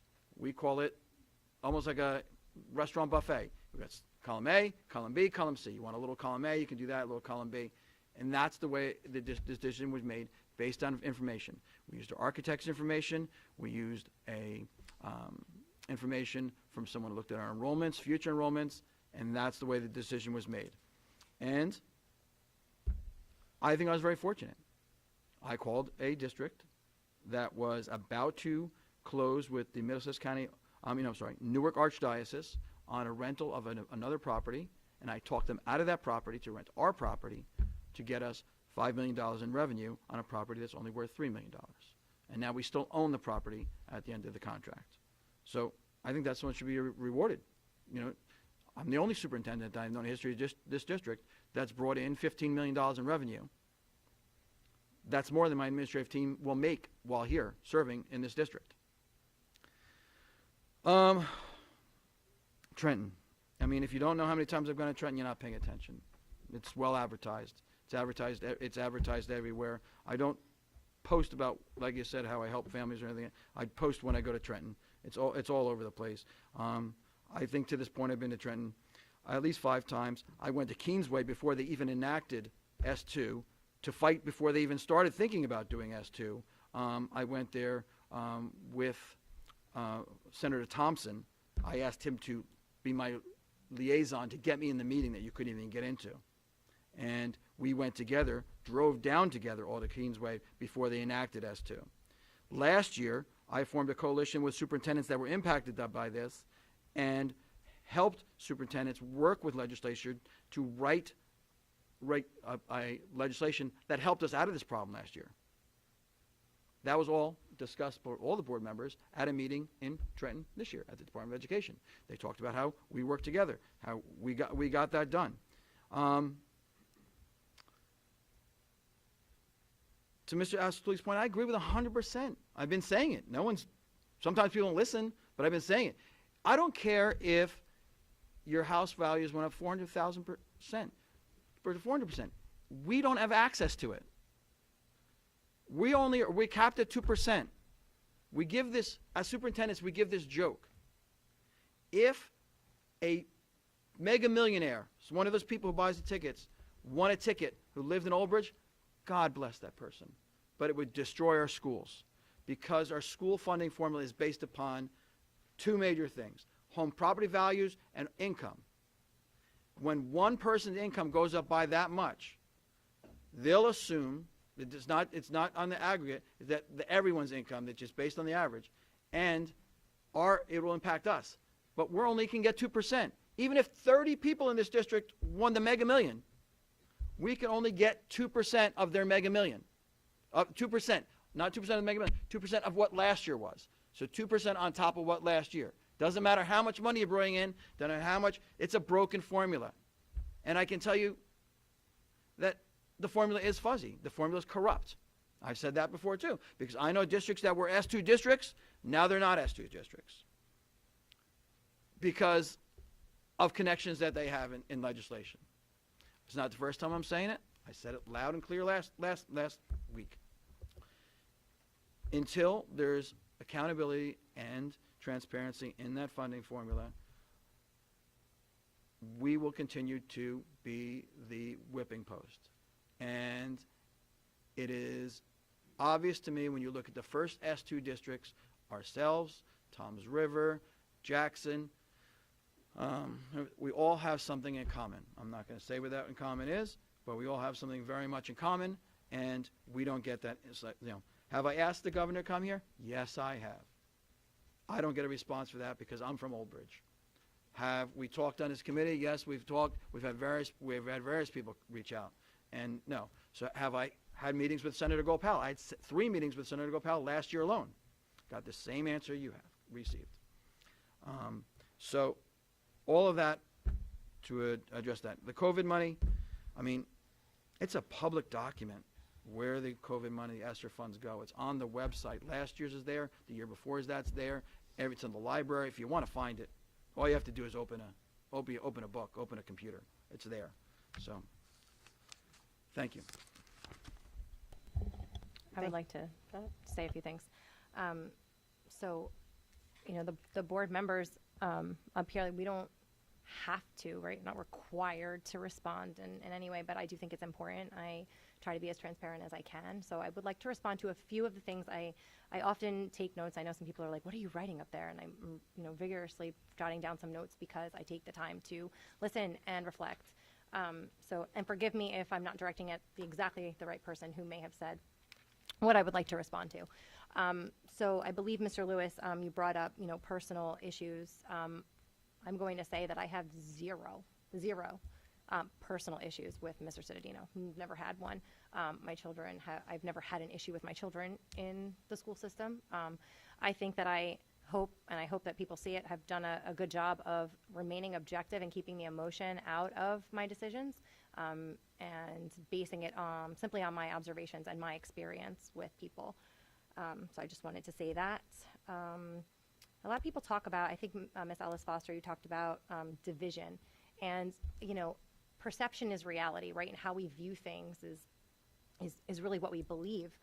And I don't really see it as division. We have a lot of board members who are asking a lot of questions. And I know that in the past, maybe that wasn't really the case. We hold each other accountable. We hold admin accountable. And I don't see it as division. Division isn't inherently bad. It's actually essential. It's essential for change, and it's essential make the world go around. I mean, it's literally what we teach our children in the classrooms, that, diversity and differing opinions is essential. So it's not any different up here. And then I just want to go back to what Mr. Asatuli said. And even Mr. Cittadino just said, we can all agree. We can all agree on what he just said. I'm going to go out on a limb here and say that everybody in this room or listening agrees that we should all be working together. But a lot of you in this room couldn't even bring yourself to clap after he spoke. So I'd like for you to ask yourself why that is. And it brings me back to that educator experience and being in a classroom, and how we should be treating each other the way that we teach our children to treat each other in the classroom. And it's okay to disagree. It's okay to disagree wholeheartedly on certain topics, but it's also okay to agree on different ones. So if we can't show that we support each other when we do agree, even if we've disagreed terribly in the past, what kind of example are we setting? So I just want you to think about that. Anyone else? I have something as I'm thinking. And it's probably a sore subject, but I'll bring it up, and I don't know if this is the place to do it. Mr. Lewis talked about board members that are here that are bringing up their family members in reference to Mr. Cittadino and his contract. And it's only, he brought it to our attention. We didn't dig in and find personal attachments to board members' families and how they were treated by Mr. Cittadino. I know Mr. Dunn has a conflict, so he can't vote because he's got a family member that works here. and Mr. Parton, maybe you can answer this, but wouldn't that person have a conflict as well, or is conflicted if he's using his personal family agenda that he brings up constantly in reference to Mr. Cittadino's contract? Wait, just interrupt you. Matt never mentioned he never mentioned his granddaughter. Oh, okay. Or anybody. Okay. Well, he has He just an speaks in executive general, said, he talks, no, and he's mentioned her in the past. No, he has not. Yes, he has. I can bring it up, I have instances when he has. All right, let me answer Jeff's question. So the conflicts are pretty well defined under the School Ethics Act. Mr. Dunn, and actually I was going to clarify this a couple pages down the agenda, but Mr. Dunn can't participate at all. He cannot comment. He cannot engage in the debate. If we go into executive session, we go without Mr. Dunn. So he is strictly out. He has a spouse who is an employee of this school district. The other situation was until recently anonymous, is not as clear. There are connections between every board member in this school district. They have varying degrees of personal feelings. If you don't feel personally about the school district, get off the board. But you can't use that directly.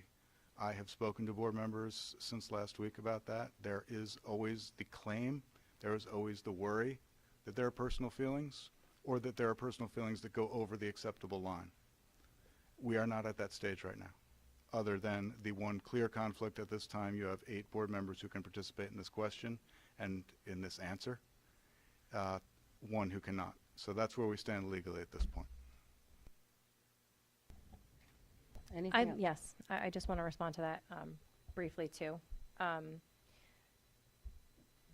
speak for myself. While I keep my emotions to the best of my ability out of my decisions, there are a lot of people who have gotten up over the last few months and spoke in favor of Mr. Cittadino and used very emotional stories to get their points across. Some of them that brought me to tears.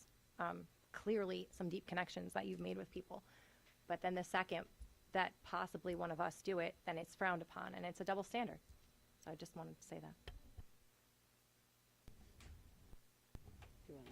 All right, we'll leave that one. All right, let's move on. On to curriculum, items 1 through, hold on, there's a few pages of this one. Go ahead. So, not to interrupt you all, but as we get into the agenda, it's going to become increasingly challenging to not become involved. We ask you to try really hard because we're going to get to some extraordinarily important agenda items. So please bear with us and let the board members try to do their jobs to the best of their ability. Giordano, motion. So this is curriculum items 1 through 16. Mr. Giordano, thank you. Dunn will second, Madam President. Thank you. Any discussion? Separating 5 through 15 for voting. And I would like to separate number 1 for voting. Curriculum. Okay. Can I, so Sal was 5 through 15 for voting. Yep. And Christina was 1 for voting. Okay. Can I ask why the separation, just so I know what? So, well, that's what I was gonna say, like, let's have discussion. We can discuss everything 1 through 16, and then we'll go into the voting part. So, go ahead, Elena. Can I discuss? Go ahead. So on 5 through 15, I know we've had some conversations in finance and looking at the budgetary items. Would it behoove, because you don't have the ability to do it, but I have the ability to do it, would it behoove the board if just until we figure this out, is it the will of the board to administratively move those so we don't have to see where we're going there? So on action, just can I do a straw poll? Yeah, I mean, you can do this on either side of the equation. You can administratively remove it as superintendent, or board members can make a motion to table it. Right. It has the same effect. Right. But you can do it. If All right, so everyone agrees, just you can based just upon do that, it. I'm going to administratively remove 5 through 15. Temporarily. Okay. From that tonight's Can agenda. I just, can I just ask Mr. Wydell, I know we talked privately, we talked in finance, the whole 5 through 15, like, if you could address the public. I know we talked about, if we don't pay for it now, we gotta pay for it next year, with running the risk of paying more for it next year. How it fits into this year's budget, as opposed to pulling money out of next year's budget. Right. So based on the request to advance the timeline, typically curriculum writing is done over the summer. It's paid for in that school year. So if it's done over the summer, July, it gets paid through the summer months. For this, because we advanced the timeline up, and it says specifically in the motions, in the resolutions, that it would be completed by May 1 of 2025. So we had already paid for our curriculum writing that was done this year, earlier this summer. Being that this would be done, pushed up the timeline, being that this would be done for May 25, we would essentially be approving that to be paid in 24-25 school year. So essentially what that means is, and again, it'd be a conversation with the OBEA, but as these teachers were to be doing this work and completing it by May 1, they would submit their timesheets because they're doing work within this school year period. So if you put all these together, I believe it's the 99 some odd $1,000.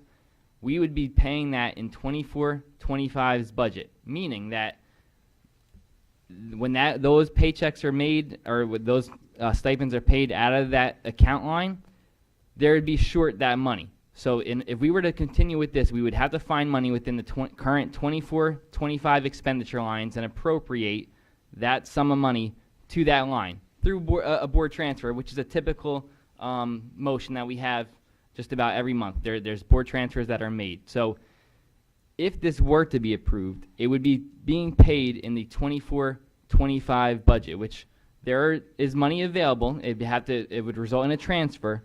But again, pushing it down the road does inflate costs at a later date. But I think there's just a question as to if they're required or not. I know that was questioned, but if this were approved, it would be paid in the current 24-25 school year. So that account would be essentially 2 years in one, and we'd have to transfer money into there, but it would be, we would be able to do it within the 24-25 budget. Even though they're removed, can we still discuss it? Or Yeah. now that it's removed, it's removed? No, it's still under curriculum, so you can just still discuss it.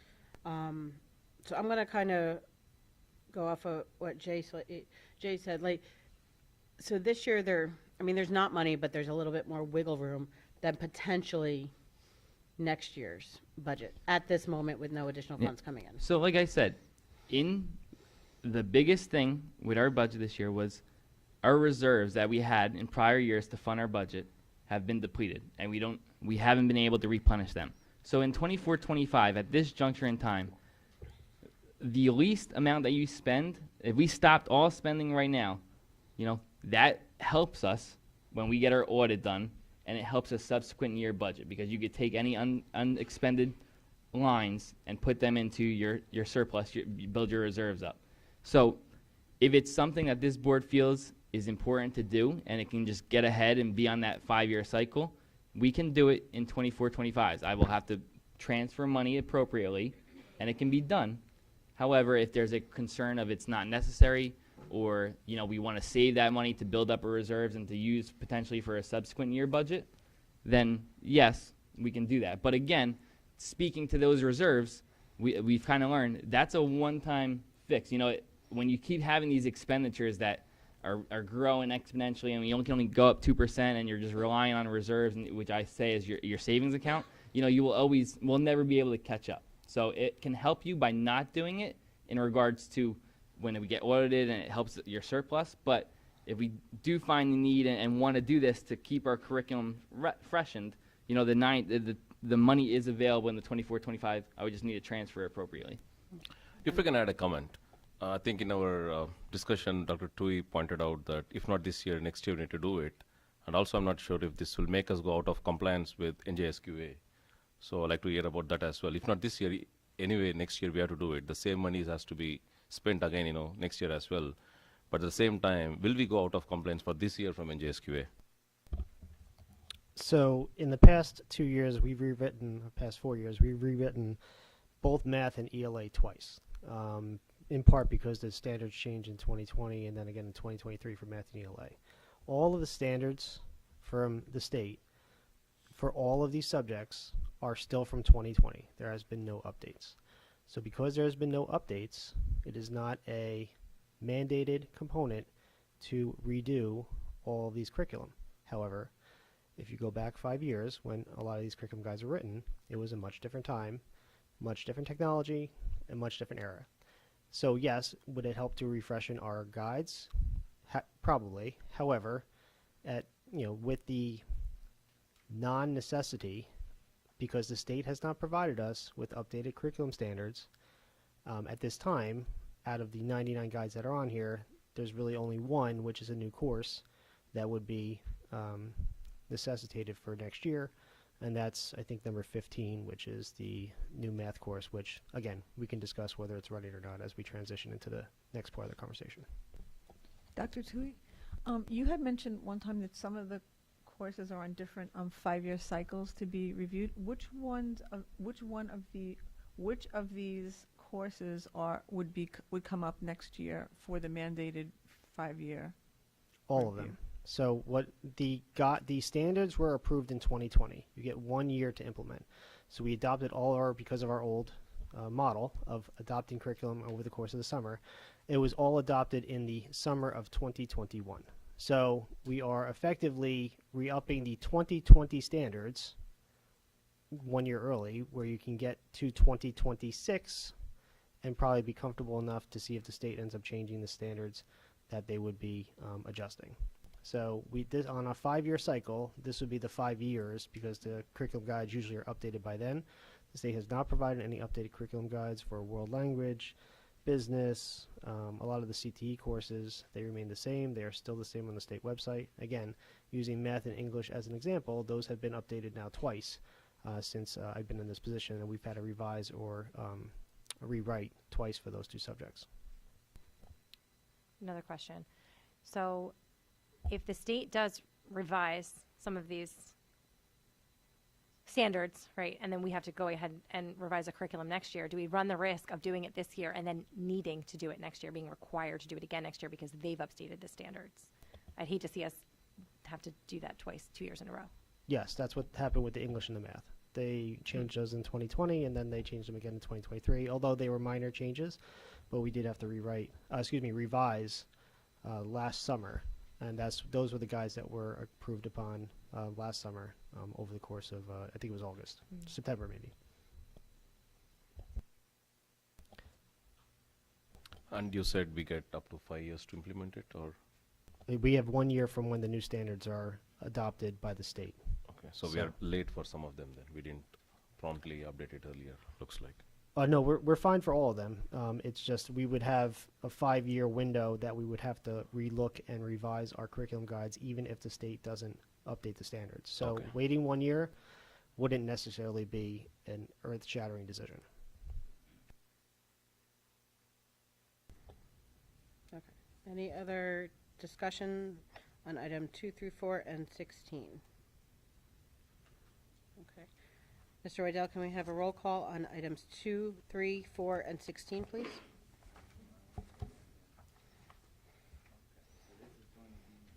All right, 2, 3, 4, and 16, correct? Yes. And we had a motion by Giordano and a second by Dunn, correct? Yes. Okay.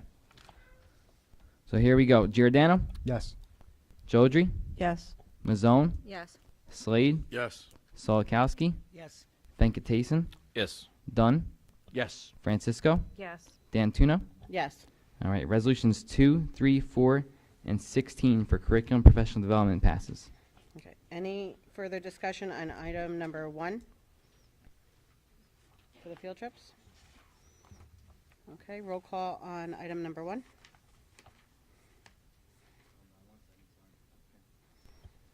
All right. Giordano? Yes. Jodry?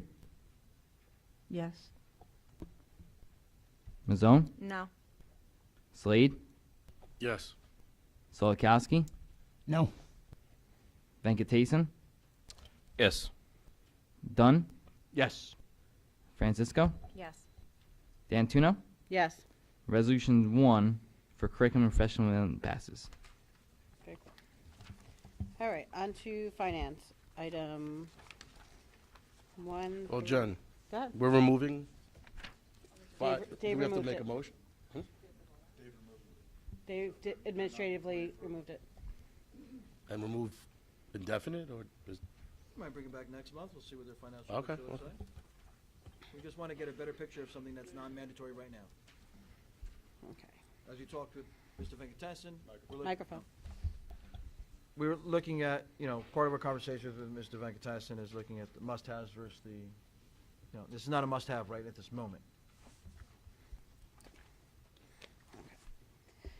So, finance item 1 through 16. Can I have a motion, please? Ms. Owen, motion. Second. Jojo, second. Any discussion? So 1 through 16 of finance, right? That includes the 15 budget. Yep. So Mr. Vidal, I think here the proposal is, like we have discussed in the executive sessions on the finance committee, we are looking to seek help from the New Jersey Department of Education as a loan or any other alternate funding source for the deficit of $17 million, right? Correct. Okay, thank you. And just separating 11 for voting. Okay, 11 is separated by Giordano for voting. Okay. Well, I just also want to add a comment here. We have been also working on how to solve this, although we're going to scream, shout like all we discussed so far with Trenton.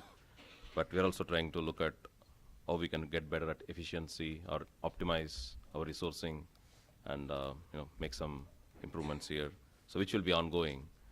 While what we understand is this is something that will be submitted to the county. Irrespective of we say no or yes here, does not matter. This is not a final budget.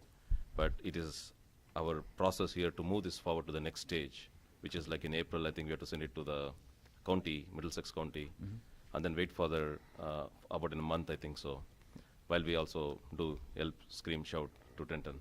And we work on the efficiencies. Okay, Correct. thank you. So, just for clarity, tomorrow is the official day the budget is due to the county. So once it is submitted tomorrow, they have until, I believe it's April 21st to approve that. Now, within that month-long process, they review, they pose questions, they ask to meet. Based on, this budget, we anticipate having multiple follow-up conversations with them to go through that process. We have meetings set up with the board as well to go through that process. So this is essentially the first step in just trying to get a budget submitted to the county that is balanced. And then there is work to do, and we have to have follow-ups. But this is, again, like you said, that first step.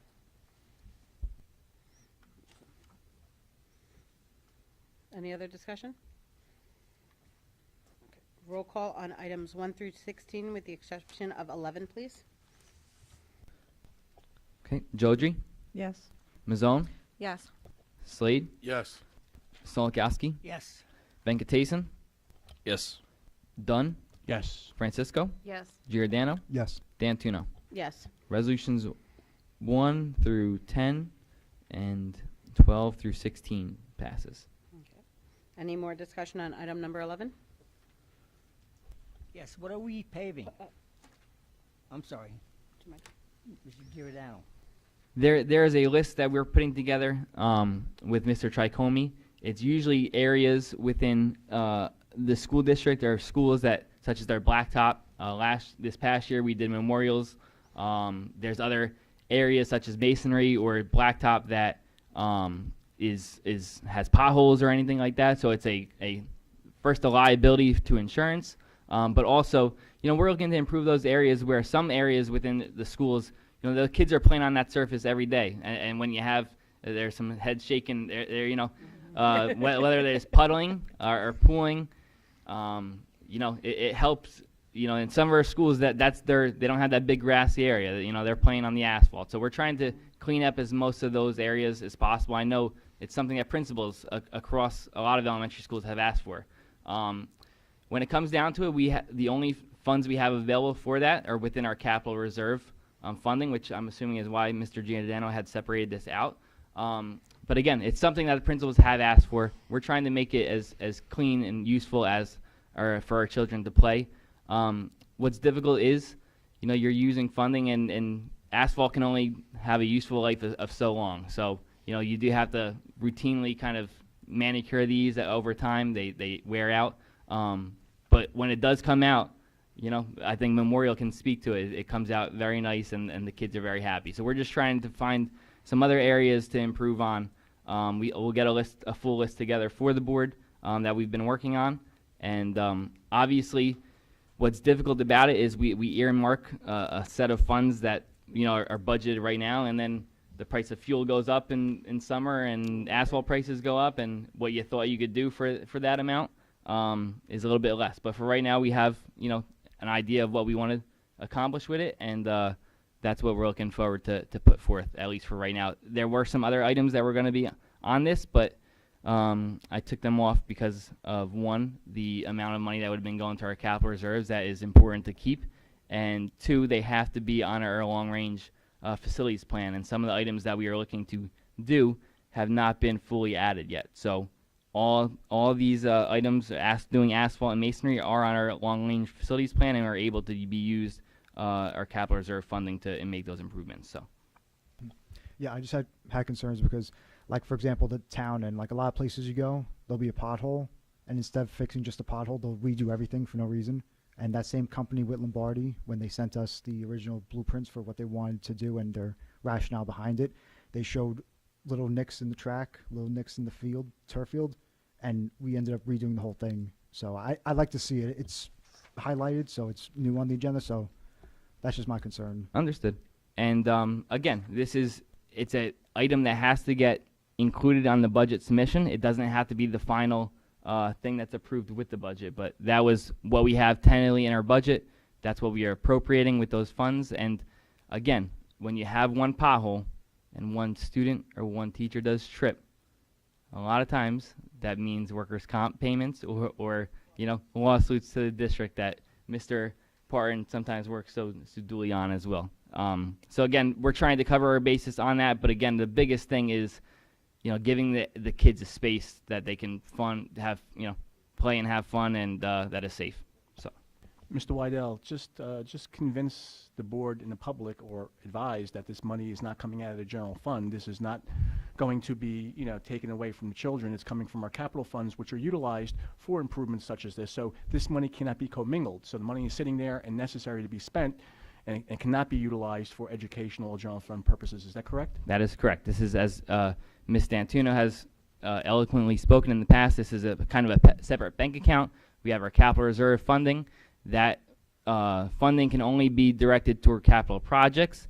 In order to have a capital project, it must be what's on your LRFP, your long-range facilities plan. So I confirm with our architect that all asphalt, paving, and masonry work is included for every school on the funding plan, and that is why we're putting forth that item for the agenda, or for the budget rather. Any other discussion on item number 11? Just one clarification there, right? Maybe it does not come from the tax levy. If that's the difference we are trying to make, I agree. But still, it is a resource that is accessible for the community, for the community's improvement, right? It is just not that coming from the tax levy. If I'm correct, Mr. Dunn, that's what you want to make. The general community can use the property? When I say community, for the schools, I mean, for the students, or for improving, plans like this, it's still a resource that is accessible to make a betterment of the community needs. And it's a community against school district. Correct. Like the capital reserve can only be used to improve the community and the capital, like, buildings. So exactly. Yes. Yeah. Yep. But it has to be part of, to be clear, it has to be part of the capital improvement plan for the district. So can it go to salaries? No. No. Yeah. Can it go to school supplies? No. It has to be part of something that's part of your capital improvement plan for the district, which is going to fall under property and improvements of property. Perfect. Thank you. It's just a large amount. I want to see it before I approve it. Understood. That's it. Okay. Okay. Any other comments on item number 11 before we do roll call? I'm sorry, one more thing, Madam President. I'm sure that once we have a Buildings and Grounds Committee meeting, that will be vetted through the committee so that the committee can make its recommendation to the full board, correct? Yep, we will do that as well. Very well, thank you, Mr. Mondale. And Mr. Giordano, if you remember correctly, just, like we did last time with the track, where we may not have all, the board may not have all agreed, but I made time to schedule a date for you to walk around the facility and have the person show you what they thought the concerns were there. We could do the same thing with the playgrounds and the potholes and whatever as well. Yes. No, but like I said, they'll do what they have to do, but then I'm afraid they'll try to convince us to do more than what's necessary. There's always an upsell in life. We have that jurisdiction to say yes or no. Okay. I think we're definitely at the point in our budget where we're trying to get as many projects done with, the costs, but it's good to have the concern. All right, any other comments on item number 11?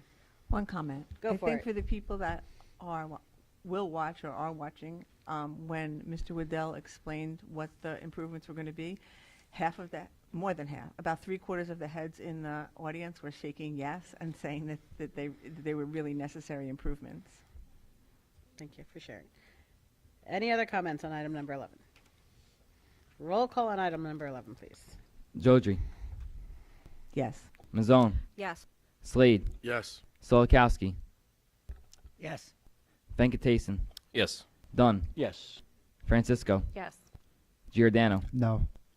Dantuno. Yes. Resolution 11 for finance passes. Okay. Thank you very much. On to non-certificated, we don't have anything for athletics, so non-certificated personnel office, item number 1. Can I have a motion, please? Giordano, motion. second.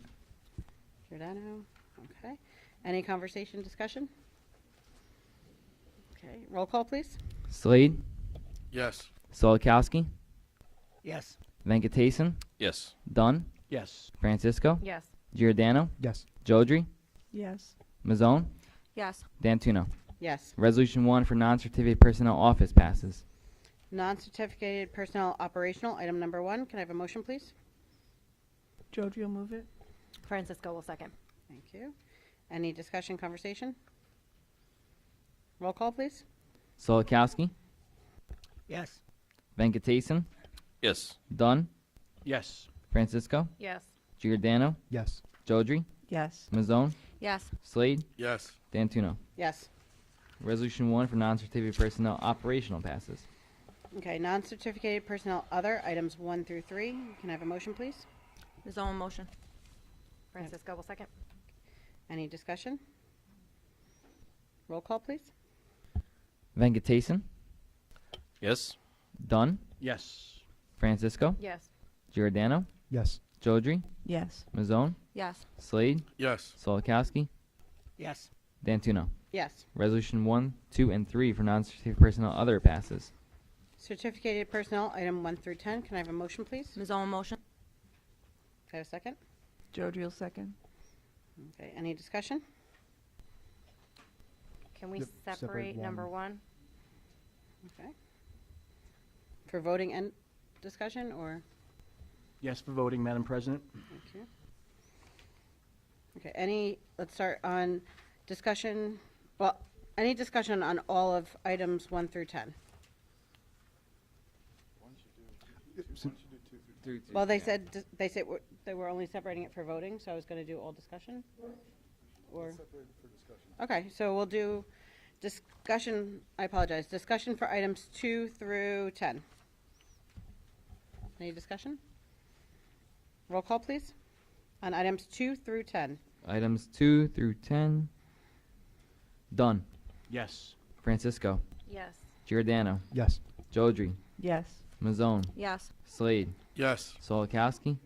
Venkatason. Yes. Dantuno. Yes. Resolutions 2 through 10 for certificate personnel passes. Okay, item number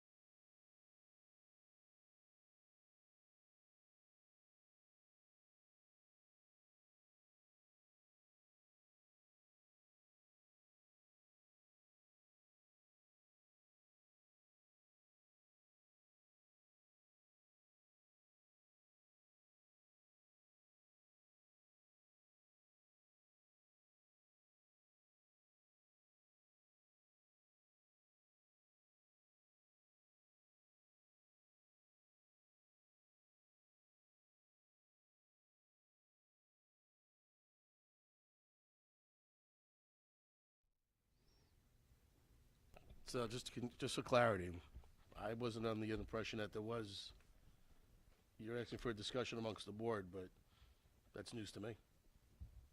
Well, there had to be consensus for us to put it on the agenda. No, and we did that. So what were you asking amongst the board? You said you wanted us to discuss something. No, like, because the public came and basically trying to convince us one way or the other. So if any board member is changing their mind, I would like to hear their opinion and then go back and forth on that. And if there isn't the 5 votes, then we should go into executive session to discuss legal ramifications and a way to plan for that. Any other conversation, discussion?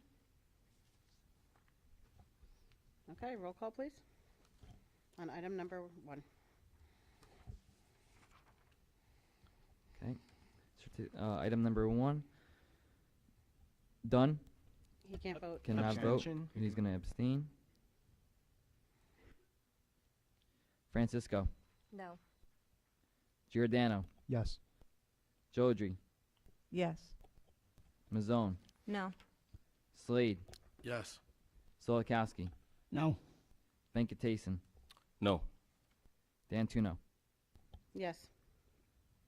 All right, we have a 4-4 So tie. this is a personnel appointment with 8 eligible, which is always a challenge. That motion does not succeed. So at this point, you do not have a new contract for the superintendent. Under the, and this is public information, we may go into executive session if that's the pleasure of the board for attorney-client or personnel, but the public aspect of this is that there are now 2 boxes that are next in this flow chart. The board does have the right to non-renew the superintendent. That would also require 5 votes among the eligible 8. The board, having not renewed this or not accepted the new contract, and if it does not non-renew, then as of April 1st, because there's a 3-month notice period, there would, as Mr. Giordano said a little while ago, be an automatic rollover contract. This is the same thing that happened in 2022. It would be a 3-year deal with all terms of the contract remaining as they are. So those are your options at this point. If there are questions on the process, most of those will be answerable publicly. So we're really still under certified staff, and we can continue this discussion if board members have questions. If we drift into an area that is protected by executive session privilege, I will tell you that, or a board member can make a motion if you have specific attorney-client privilege or personnel issues you wish to address. I have a comment. Go ahead. So, just to further what Sal was discussing, and it's news to me, just as of now, but we had a straw vote to come up with this 1-year contract that I believe that was the majority of the board to agree upon. We had the attorney draft a contract, man-hours, it cost the taxpayer money to do that. Went to the county superintendent, I believe, to get that approved. So I'm sure the board's not required, but I guess what Sal's alluding to, I think the public should know that, or hear from board members, where we went into executive session to decide on a 1-year contract, and those who said yes to the 1 year are saying no. So Just to clarify that, Mr. Slade, we're not naming any individual names, but the fact is that we did send a contract to the county superintendent for approval. So the board directed that that be sent. Doesn't matter who, but that means that's news to me that I'm just clarifying that we're not talking about what happened in Not executive specifics, session, I don't but the care who said result no. is public, and that was the result. Okay, so I would think that the public who pays taxes have the right to know. So, news to me. But we had 2 options, and some of us wanted the 2-year, but the remainder of the board wanted the 1 year, so that's what we went with. And in good faith, we sent that contract then. But like Sal said, I think that the people who now turned around and voted no without even talking to the rest of us, because we should be a united board, should explain why they voted yes to send it, but now no. I agree. So, Well, we don't I know. would like- We don't know how they voted because it's an executive session, so no one knows. That's why I want to. That's why I want to go back and discuss it more. That's why. I think the conversation should happen in public for the transparency. Elena, you were ready to speak? yes, I was. I would like to make an additional motion to put on here, and I would like for us to vote for a non-renewal. That's my motion. Okay, that is a proper motion because we are in a regular board meeting. So, it's just a Before we motion at do this that, point, though, but Mr. we'll- Parton, before we do that, I'd like to have a discussion about why the votes were changed. you have a motion on the table, so let's get a second, and then we will reopen discussion for really the entire issue. So is there a second Ms. for Olmo, the? second. Okay.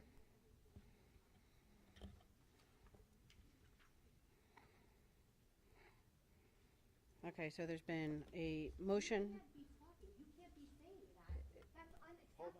Hold on. That is absolutely unacceptable. He's not able to vote, and he's telling Sal what to do. Yeah, Mr. Dunn, you gotta, I know, just like the public, I'm gonna ask all of you except the 8 board members to not speak.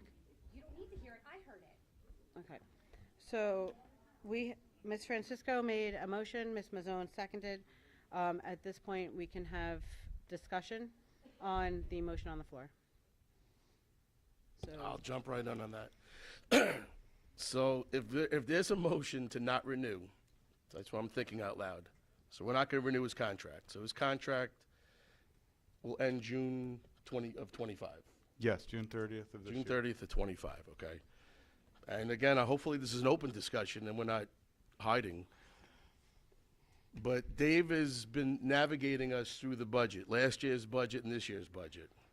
If this guy does not get renewed as of March 30th, how much heart and soul is he going to put into the navigation to get us through this year, next year's budget this year? So I think it's financial suicide. Even if there's nothing personal, you got to keep this guy here for at least a year to get us through next year's budget and also the following year's budget. But to have somebody jump in on July 1st and take over the mess that we have is financial suicide for the district. So I would love to hear rationale that you're not looking to renew, at least the 2 board members who made a motion, and second, why you want to not renew him for at least the 1 year that's on the curriculum, on the agenda. would either one of you like to give rationale for your motion? Any further discussion? Okay. I would like to have some conversation. Hold on. guys. Just like you said last week that a lot of people who wrote Turn on your mic. a lot of people that write into you, their opinions doesn't matter. That's how I feel. So I don't have to explain anything. That's my right, and I don't have to explain anything. But let's be honest, even if we did explain, even if I sat here and I really went through everything, realistically, logically, We're going to ask the audience to keep comments to themselves and let the board speak, please. Thank you. It really wouldn't matter. I mean, let's be honest. It wouldn't matter. But If Elena, I could you- stand here and stand on my head, and again, we go back to the double standard. So we said for so long that, Mr. Cittadino changed his mind. He did, right? I can feel a lot of different ways about something and still want to move forward in a certain way. I can change my mind. I can have a lot of different perspectives. And here's the thing. It's so hard because you can all sit there and say, oh, she's just making it up. I have spoken to so many people, staff members, parents, community members, past parents, current parents, who will never get up at that podium, who will never send an email because they are afraid. They're afraid for their families. And we all know it's very difficult to get up there. And you can have whatever reaction you like. That's okay. We all have reactions. You can laugh, you can chuckle. It's reality. And I could never, ever break the confidence and trust in the people who confided in me. So yes, I have that stuff in my head too. That weighs very heavily on me. I take all of this very seriously, and if you don't agree with it, that is okay. So yes, that is my explanation, because a lot of you aren't hearing those things. I actually asked a couple people today, can I please beg them, can I please share? The answer is no. Okay, I'm not breaking their confidence. So whether you want to believe me or not is up to you. That's fine. But I still have my reasons, and that's it. All right, then, I have something else to say. Yeah. I have something to say. Go ahead. So, Elena, when Jen asked you to explain a term you were using just based on change. You said you felt very blindsided that she was asking you that, and that you weren't prepared and you didn't know how to respond to it. But that's exactly how we feel now, because you could have approached us as a cohesive board, but you didn't. You talked about one thing when we were together, and then you came here and did something totally separate, and you didn't even give us reasons. I'm not even talking about the public. I'm talking about us, your fellow board members. It feels very insulting. So I can't talk about what we said in executive session, like Mr. Parton said, on and who was saying But what. it was never that you were gonna vote. Well, there no. you're kind of giving away executive session, which I think that some of us are Well, doing. Dave's already So- given me permission to talk about what the different choices were, so, and how we voted. Okay, I also have a comment. So with the fact that it's not confirmed, but you're not looking to renew his contract, whoever's deciding that, maybe at that point, or at this point tonight, someone could share with me what your game plan is for July 1st? If you could at least do that, so you could tell me that you're looking to hire an interim superintendent, whatever that process is. You're looking to get somebody new July 1st to inherit this district. So maybe you could, if you don't want to share your notion because you're going to get shot down, if somebody could share with me what the game plan is. My kids are in the school. I'd like to know what going forward July 1st is going to look like.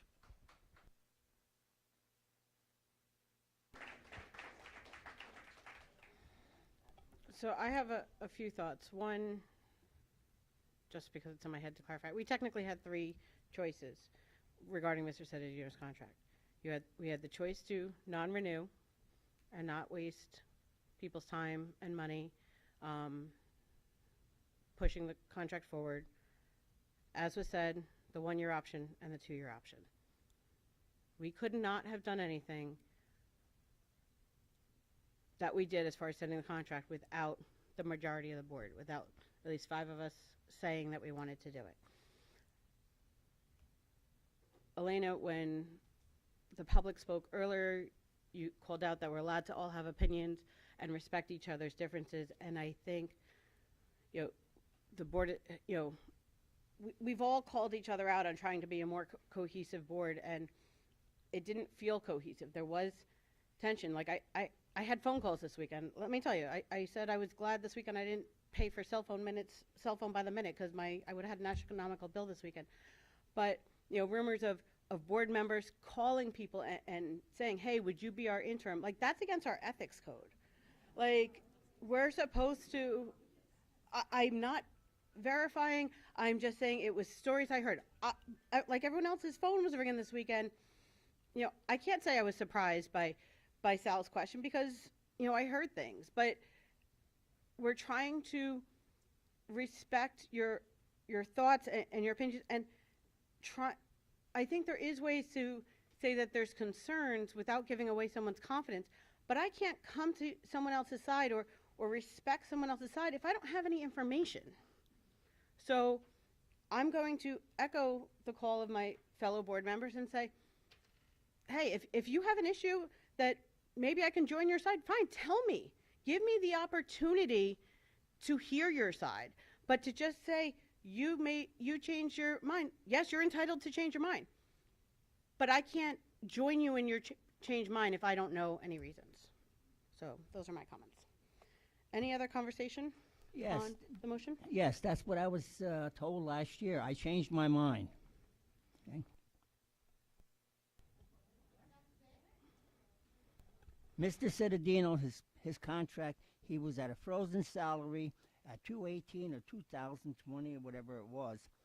And I sat down with him. I said, look, well, here's what we'll do. We'll give you the increase up to $250,000. We went along with it. He was supposed to leave at the end of this year with the $250,000. Then he comes up to me and says, no, I changed my mind. I want more. Again, everyone's entitled to their opinion.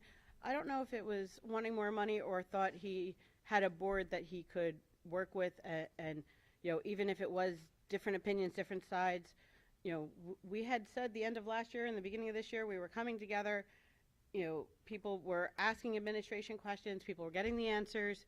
maybe that's why Dave's mind was changed, because he thought he had a board that respected him and, you know, he could work with to facilitate any change that people wanted. That's going to be my opinion.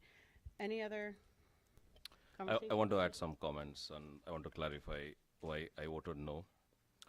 Definitely the time when we met, it was about 3 weeks back, I think, roughly 3 to 4 weeks back maybe, since we had the conversation. But I learned a lot in the last 4 weeks, especially when we sat down to discuss about the finances. And that does not give me a good feeling. And I did raise quite a bit of questions. And thanks to the administration, you helped me to understand as much as you can. But I'm more forward-looking. This is not about the past, right? Everybody speaks great about Mr. Ciradino, and I do speak great about him as a person and for what he has done to the community. That's hands up, definitely. But I'm more forward-looking again. Imagine, this position, this is the chief superintendent or the chief administrative officer of the school district for 11-year tenure. We need fresh ideas, and we need growth. Like somebody said here in the podium, we have so many hardworking principals. We have assistant superintendents in the line. How do you give growth to people, right? And sooner or other, we'll run out of fresh ideas. This is a problem to solve, both to increase our proficiency in education as well as financial stability. Nothing to complain again on Mr. Ciradino personally. But what I really think is we missed the boat to set forward a future vision. We know about S2 cuts back then, like 8 years ago. We have been taking this year by year. I don't see any active plans of how one would have solved this problem for 3 years to come from now, for 5 years to come from now. So this does not help me comprehend to make a decision to continue with Mr. Ciradino's contract. Nothing again personally with him. All I think is we need some fresh ideas here, the great smart people across the board, across the school districts. And this is becoming a single point of failure. Look at the crowd here, right? This is becoming a single point of failure. It shouldn't be a single point of failure. Things should move on. Things should continue in presence of such an administrator or not in presence of that administrator. That's how a business or an organization should exist and continue. We should not have such a huge dependency on a given person. It's again not about his skills. It's again not about his proficiency. He's done a tremendous job. But some of these things do not comprehend for me. And that's the reason I'm looking for a change. Somebody who can come and set forth a bold vision, all the financial strain that we have, bring in some innovation around some of this. There's nothing new there's nothing new, and it's not the only district that is suffering. We do have other districts, suffered or come out of this situation or having other plans to get grants or whatsoever. So we need fresh ideas here to move on. Thank you. Kieran, I have a question for the comments that you had made. All for change, all for fresh ideas.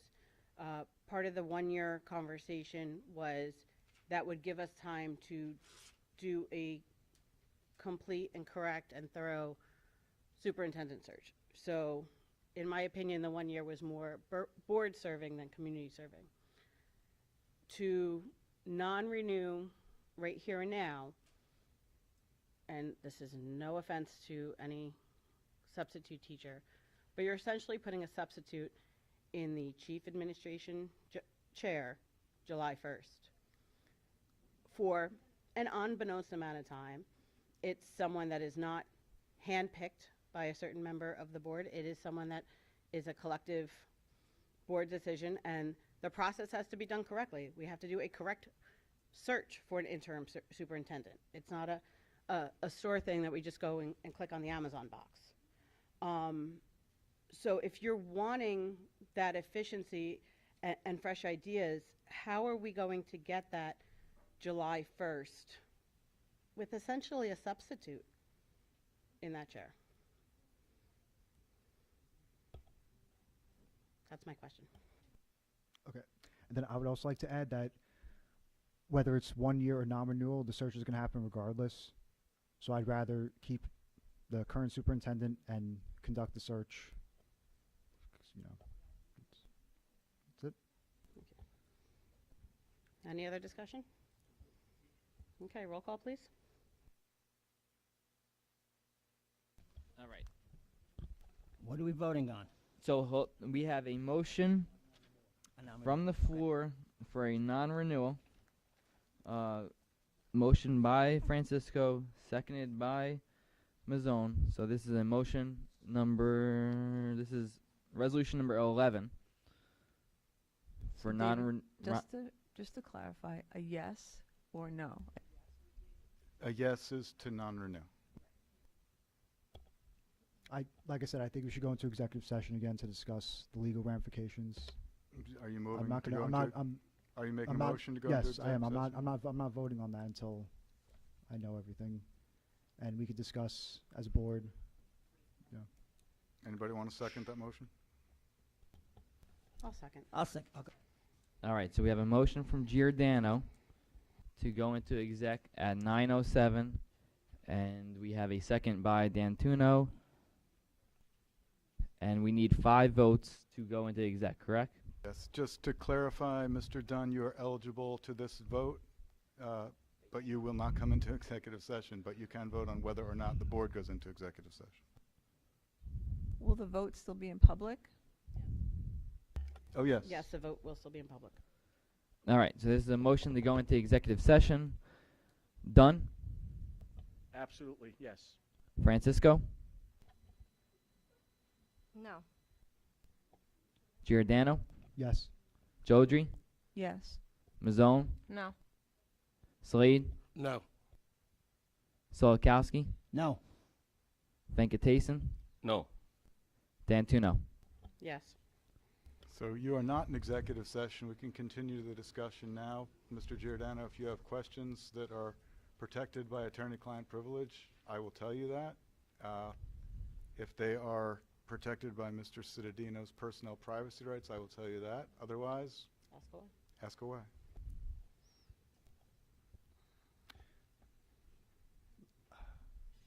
Okay, I would like to discuss his qualifications in executive session so I can make a better decision on whether to non-renew or not. So you want to make another motion for executive session for matters of personnel to discuss Mr. Cittadino's qualifications? Yes. Anyone care to second that motion? I'll second that motion, Mr. Parton. Discussion on the motion, if any, although it's just a question of whether or not to go into executive session.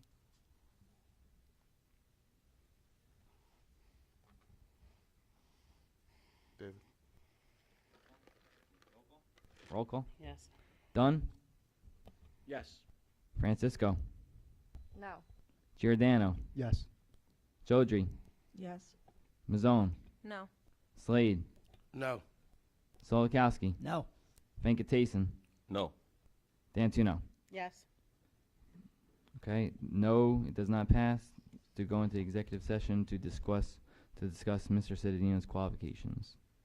Resuming discussion. Okay. So just go ahead and ask your questions.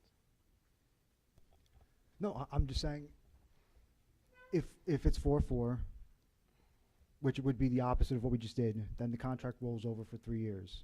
Yes. And I do not want that to happen, but I do want to keep Mr. Cittadino for another year. But it appears the option is an additional 3 years or none. Correct.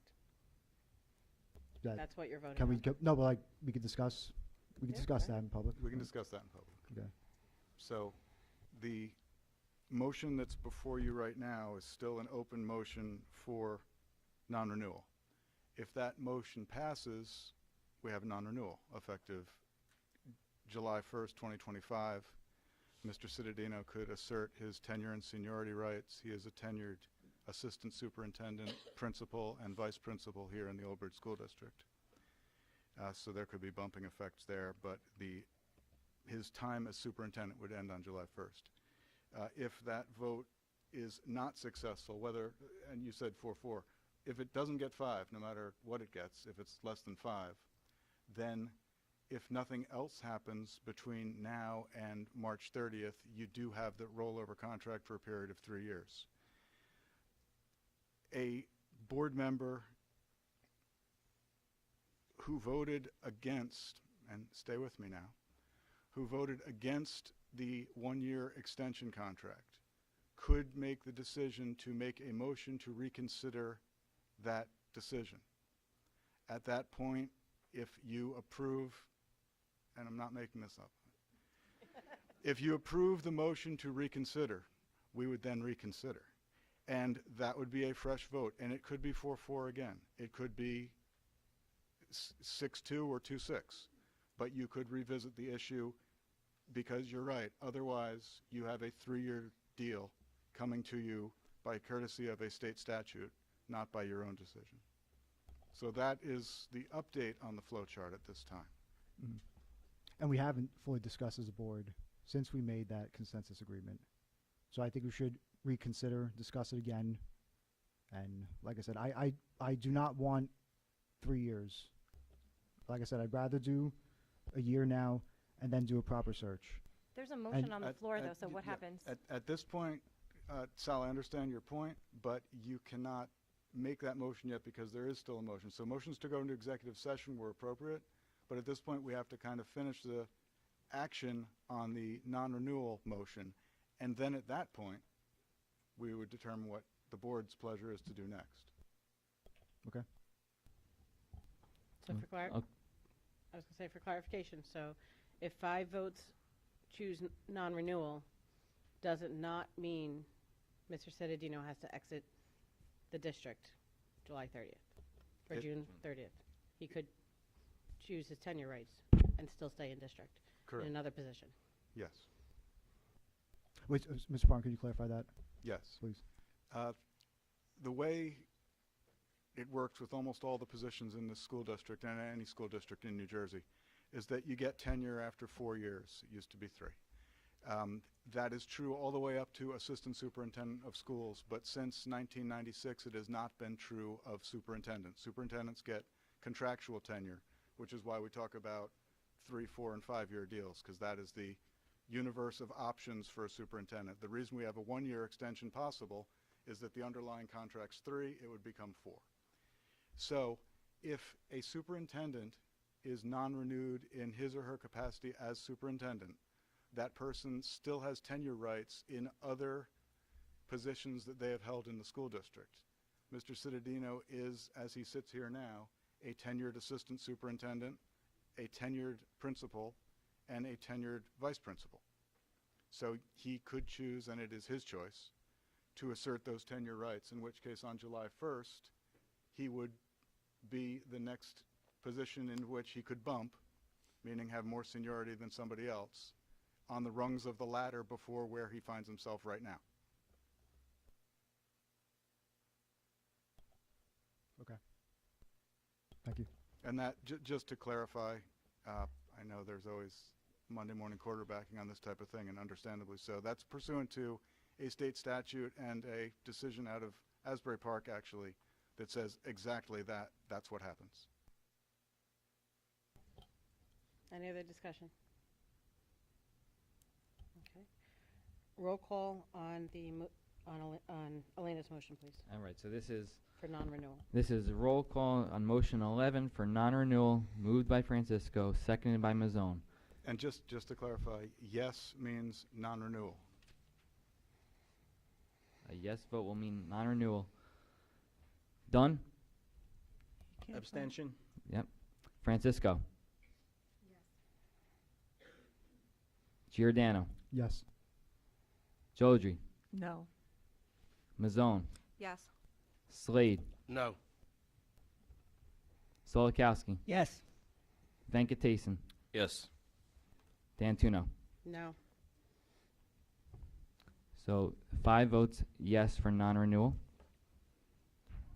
Motion Yes. 11 passed. This is a slap in the face to your employees. It's not about Dave. It's about the people you employ. And we've had enough. So there are 5. Please. You already have issues staffing your district. Security. Okay. Good luck. Security. So we have. Kathy, you're going to have trouble getting subs tomorrow.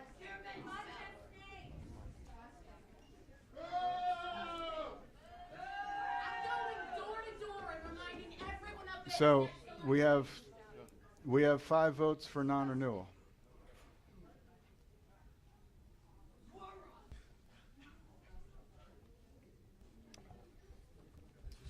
Based on the board's action, Mr. Cittadino is non-renewed as of July 1st, 2025. Mr. Parton, now since the vote has occurred, am I free to speak? Unless any other board member has any other action on the superintendent's contract that we want to move or discuss. Anybody? But you just said he would have the rights to be at that same level, assistant superintendent. To be an assistant superintendent. He would If he have- chooses, he does not have to. If he so chooses, he could remain as an assistant superintendent with the salary that goes with assistant superintendent. And that's why I want to go into executive session. So, like I said, so we could discuss that plan. It's not our plan to make. Our job is to Right. give him a contract or not give him a contract. And if he chooses to walk away July 1st, he can. If he chooses to say, you know what, I'm sticking around, he can. And all that information was given to the board before their vote. No, it wasn't. Yes, it was.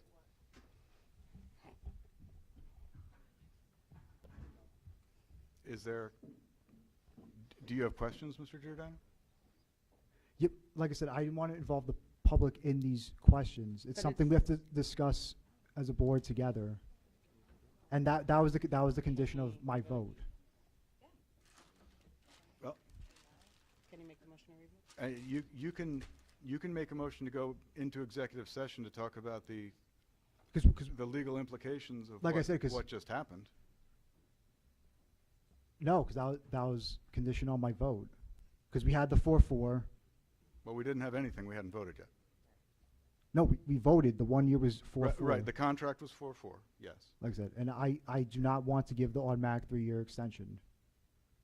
But our And choices was a the 3-year board chose not to go into executive session to discuss the recourse. And that's their right to do. The board does not have to thing. Our choice was to essentially let him go July 1st, or say, all right, well, we can't agree on a 1 year, we'll just stick with 3 years and make the best of it. And those were our two choices, and that's the way we voted. No. And like I said, I wasn't going to give him the extra 3 years. And That's you the chose point. not to, and that's your opinion and your vote to give. But the result of that vote is July 1st, we will have an interim superintendent. do you have attorney-client questions that you want to go into executive session for now? Would you like to go into executive session again? Yeah, because that would change my vote. Yes. Well, Are we still Rich, don't- permitted, Rich, are don't we help. still permitted to make a motion to put 1 year back on the table? Yes. Well, it depends who it is. Hold on. First of all, we have a motion to go into executive session, but just No one made the motion. Sal, didn't you just make a motion? Yes. Okay, I apologize. Then I will second Sal's motion. At 9:20. Any discussion for? Okay. Yeah, we'll wait for We'll wait Ms. for Elena Francisco. to vote. So we have a motion at 9:20 for Giordano to go Seconded. into exec, seconded by D'Antuono. D'Antuono, to discuss ramifications of the decision. Attorney-client privilege. Attorney-client privilege.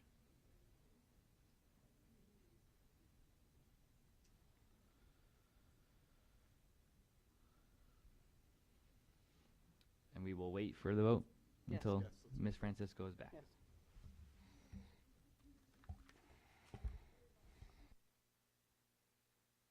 I'm just gonna stretch my legs and stand.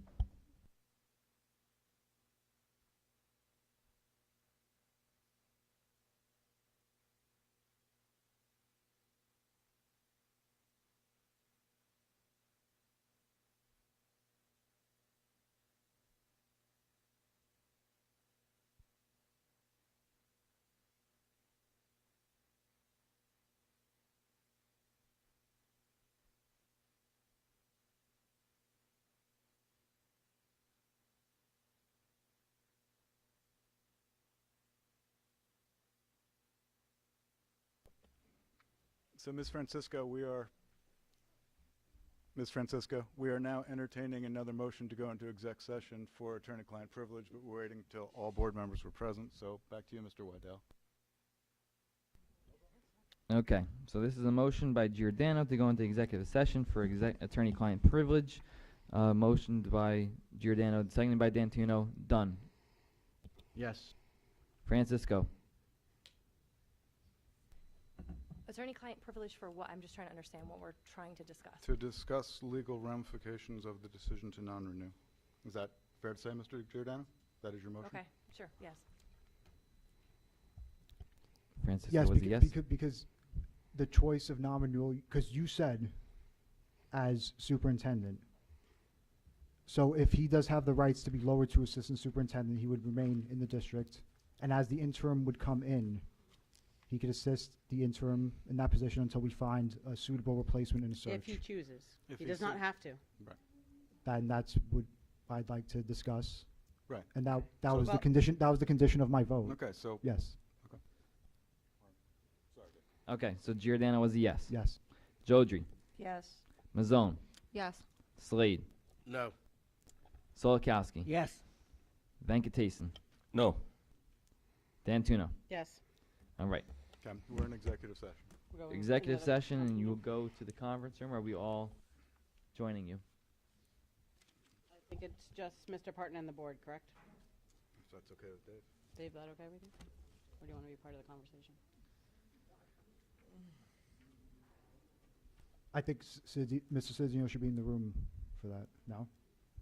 If you'd like me there, Sal, I'll join you. Yeah, Okay, Mr. Dave is an ex officio member of the board, so let's at least start out that way. All right. You guys will be going into executive session as of 9:24. We will see you back in a little bit.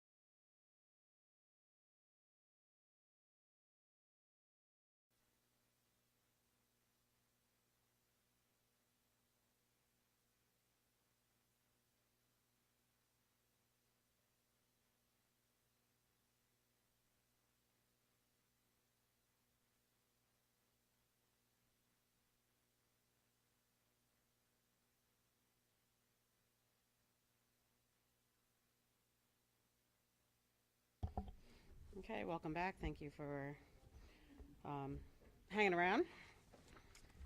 Any more discussion on item number 1 of certificated personnel? Yes, after going through executive session, the condition of my vote was misguided based on the advice I had, so I would like to ask to change my non-renewal vote to no. So we're re-voting? He's making a motion. We need a second? Yeah, you're making a motion to reconsider the non-renewal decision. Yes. Okay, so we need and the board Well, that could be into discussion. Let's go into, right? Or let him Yes. explain. Yes. Well, you can explain sorry. what you're trying to say, so. The board denied me my ability to get legal counsel about this question, which was the condition of my vote. Okay. So you have a motion to reconsider. Like I said, I was put on the spot, and based on this information, I'd like to change my vote. Okay, can anyone second? Or Yeah, it has to be a certain party? Okay, so there's a motion at 9:54 by Giordano to reconsider the non-renewal vote. Is there a second? Slater second. Roll call, please. Well, any discussion? So just because it's 10 o'clock at night, what's the, yes means what, and no means what? But this is an important It is. discussion. No, okay. No, this No. is to revisit. It's just to return to the discussion on non-renewal. My vote should be changed because I wasn't. Well, hold given on. the- We have, right now, your motion is to do a I'm sorry. You're saying something different. And given our recent history together, it's an extremely important difference. We are still in an active board meeting. Mr. Giordano, are you changing your vote on a motion that was placed before the board, your own vote? Yes, And what vote do you want to change? my non-renewal vote. So we had a vote on non-renewal of the superintendent, and I know all of you were here, but I'm saying this for the record because this is going to become important. So at 8:54, we had a motion by Francisco, seconded by Mazzone, for the non-renewal of the superintendent effective July 1st, 2025. And Mr. Giordano, you voted yes on that motion. Is that correct? Yes, And you wish to change your vote? yes.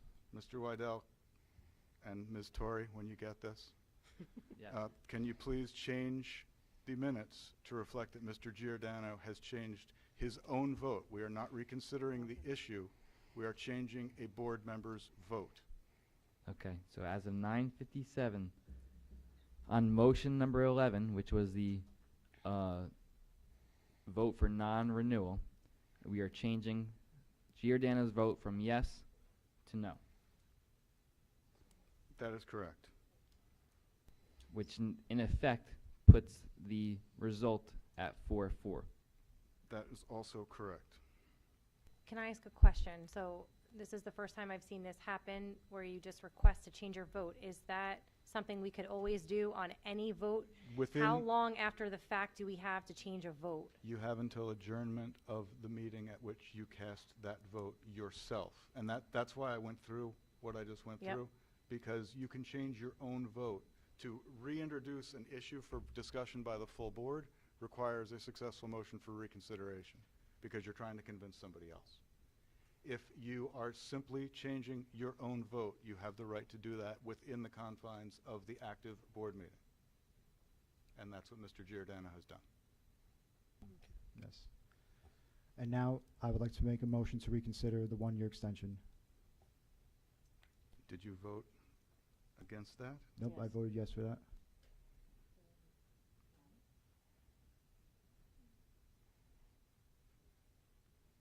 You voted yes for the one-year extension, Mr. Giordano. So you cannot introduce a motion to disturb that result because you voted for it and it did not succeed.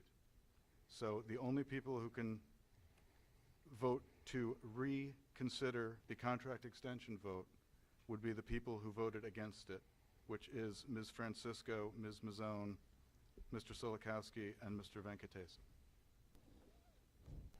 So, Let's put it back on the table for 1-year extension. I do. Mr. Solikowski, you wish to make that motion? Yes, I do. Ms. Olmos, second.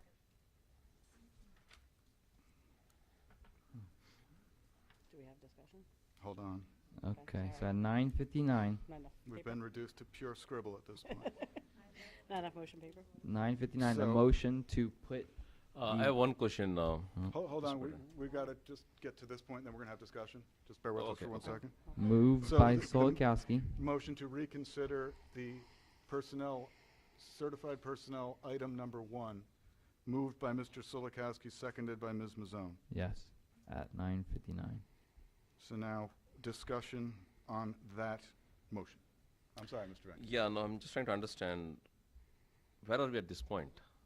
Just before this motion, right? Where are we at this point? There were 4 fours for 1 year, and then a motion was moved for non-renewal. It was 5-4, but No, it was 5-3. Mr.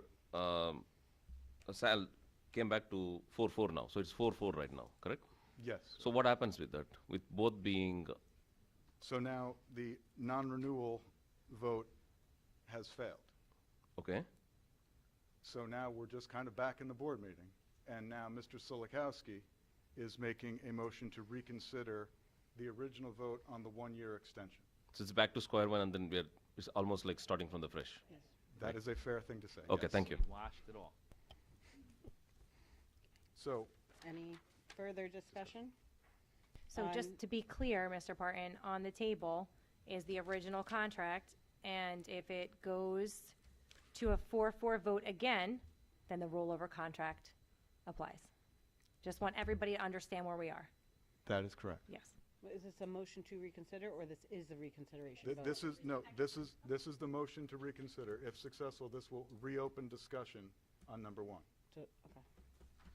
So, Mr. Solikowski has Wait, moved it, wait, Ms. Mazzone has, So a yes means we are willing to revote on? that is correct. Okay. Correct. Yes. No.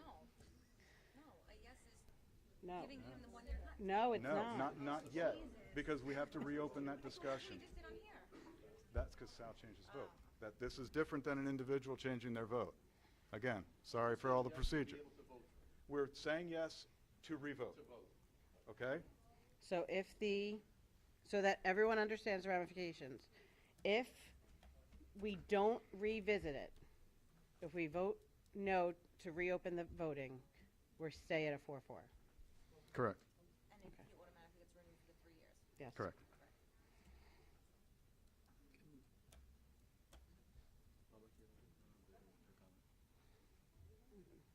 Okay, so for clarification for the Mr. Parton. Go ahead.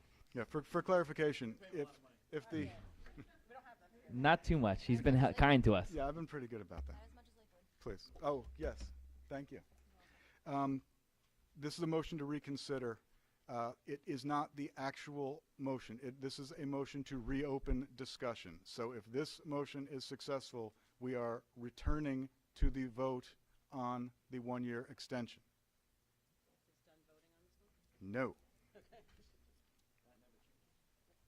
Clarifying everything. Are we ready? Dunn, you will abstain. Abstention. Francisco. Yes. Giordano. Yes.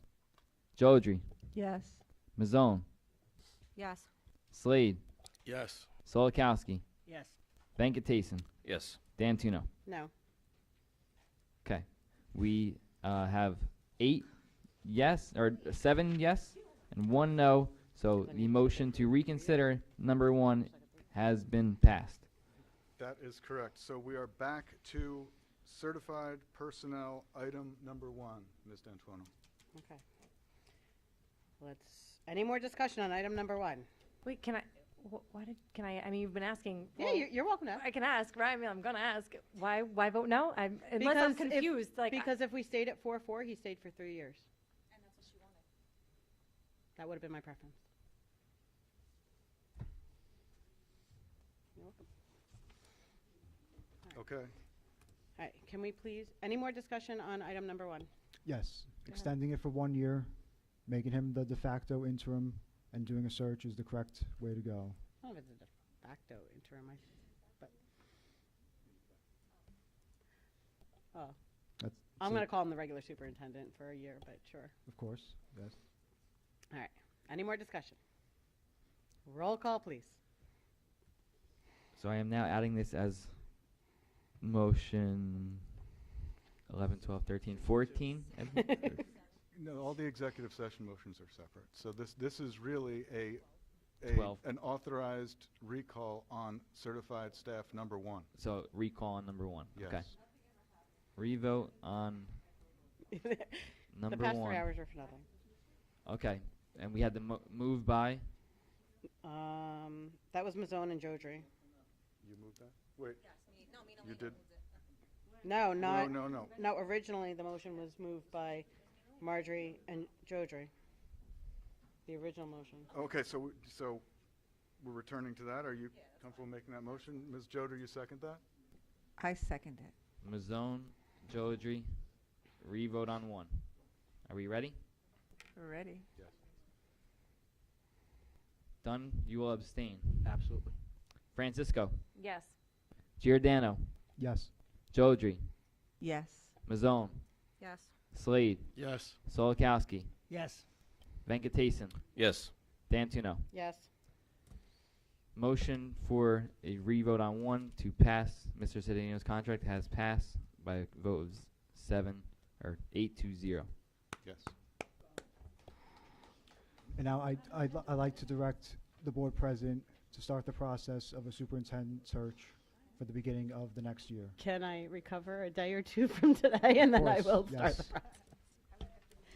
Thank you very much. All right. All right, so now we're on to non-certificated personnel. Congratulations for staying for a year, I think. I'm not sure if you I don't know where we go with that one, but we'll try. So, thank you all for hanging around. So now we move on to transportation. Item number 1. Can I have a motion? Slater move. Mazzone will second. Any discussion? Roll call, please. Francisco, Yes. Giordano, Yes. Jodry, Yes. Mazzone, Yes. Slade, Yes. Solikowski, Yes. Venkatason, Yes. Dunn, Yes. Dantuno. Yes. Resolution 1 for transportation passes. Okay, supplies, equipment, and services, items 1 through 8. Can I have a motion, please? Mazzone Done. will motion. Dunn will second, Madam President. Any discussion? Roll call, please. Giordano, Yes. Jodry, Yes. Mazzone, Yes. Slade, Yes. Solikowski, Yes. Venkatason, Yes. Dunn, Yes. Francisco, Yes. Dantuno. Yes. Resolutions 1 through 8 for supplies, equipment, and services passes. Miscellaneous, items 1 through 7. Can I have a motion, please? Mazzone motion. Can I have a second, please? Second for miscellaneous. Can I have a second, please? Slater sec. Thank you. Any discussion? Roll call, please. Jodry, Yes. Mazzone, Yes. Slade, Yes. Solikowski, Yes. Venkatason, Yes. Dunn, Yes. Francisco, Yes. Giordano, Yes. Dantuno. Yes. Resolutions 1 through 7 for miscellaneous passes. Any board secretary and board business? None tonight. Okay. Is there any hearing of the residents on any district item? Again, please sign in on the binder. Go ahead.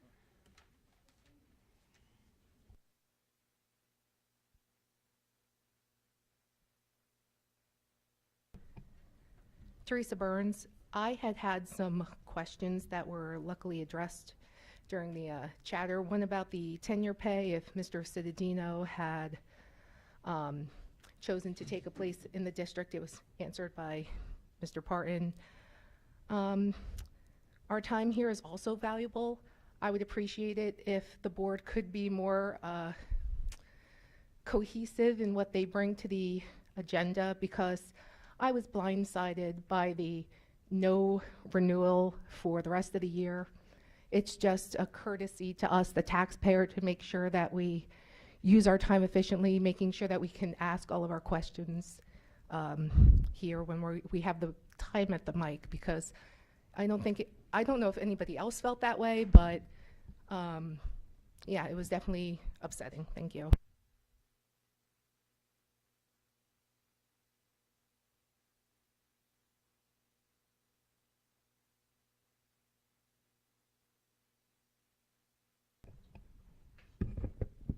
Yes, I just had to bring up when you talk about. I'm sorry, could you just for the record, can you state your name again? Sure, Dr. Sorry. Anita Greenberg-Belli. So when we talked about the cutting of funds to the school board, I think it's atrocious also. But I think it's also atrocious when the Democratic Senate and the Council, when Senator Henry put a bill up, which is, anyone can look at it, Senate Bill 3076, if they supported that, no money would have been taken from the school at all, and that would have been the best thing. Instead, they passed where you can increase the taxes to 10% to the residents. That is not sustainable for anyone who lives here.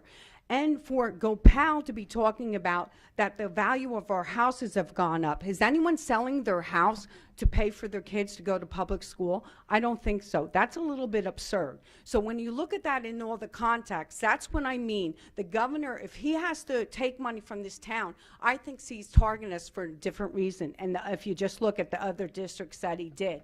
We have the lottery. We have online betting. We have so many different ways that they waste money, that he went from $36 billion to nearly $60 billion. That's more than $2 billion a year, and he sees it fit to take away from schools districts. It's unconscionable. But then that brings me back. I really want to say that I watched the March 11th meeting, and I do have to say it was truly an eye-opener. I am for education. For the Board of Ed president to call achieving a doctorate a piece of paper is unbelievable. Although I strongly believe in the trades, and there are many successful people without degrees, it is appalling to diminish a doctorate degree to nothing more than a piece of paper. I would hope anyone sitting on this board, especially the board president, would think higher education is important and knowledge is power. Finally, I have to say it was disgusting and appalling to hear board member Mr. Jay Slade talk about a clown car in reference to the public speaking. It is obvious you have no moral decency, and to use foul language when you're sitting up on the dais is unacceptable. You are certainly not a role model for students and have no respect for the residents. Thank you, everyone, and have a great night.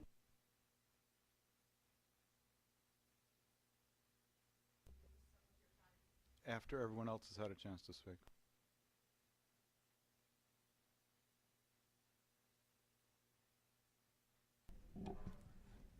Hi, it's Mariah Kamowicz again. So in regards to Bill 3076, if anybody had technically looked at it, they would have seen the money that was pulled from 36 was actually coming from community organizations that was helping out. So for example, the Domino's Club was not about playing dominoes. It was an organization that helped people within the community for food, shelter, and everything else they need. So the money that came from there was actually taken away from other places. In regards, if we talk about the elephant in the room, again, I've been here 45 years. The elephant in the room, we have not been assessed for 30 plus years, which is why we keep getting hit.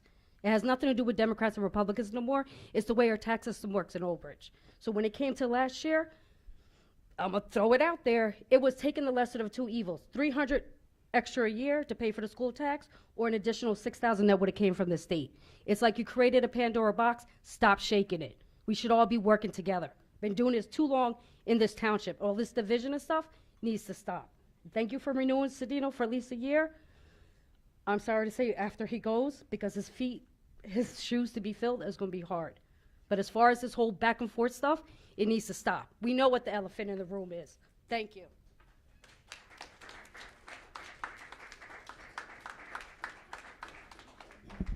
I know. Everyone panics when I come up here. Scott Mazzella, Public Relations Coordinator and teacher at Sauk. Mr. Parton, I was wondering if we could all apply for credits for the law lesson we all got tonight for the way we all went back and forth. Is that something we could all apply for and the town will reimburse us? No, we don't Kids have any money. We don't have any money? That sounds good. I just want to be the first person at the podium to congratulate Mr. Cittadino. You and the country next year are going to have a very big year, 250th anniversary of America, and your last year. Let's make it the best one. Let's get to work. Old Bridge, let's do this. All right, thanks.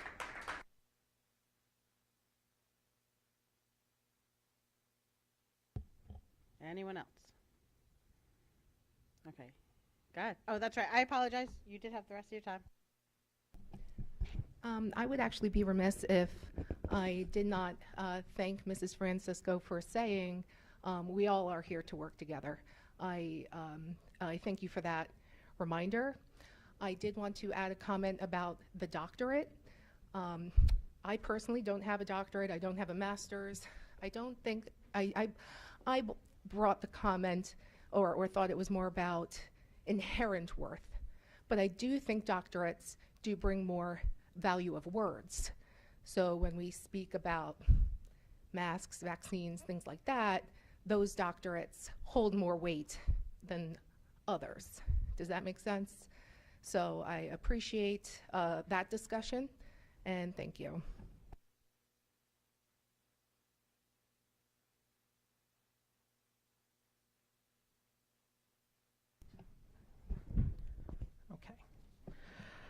My name is Brooke Richards Patterson. A lot of this was going to be touching on stuff that's kind of already been a moot point.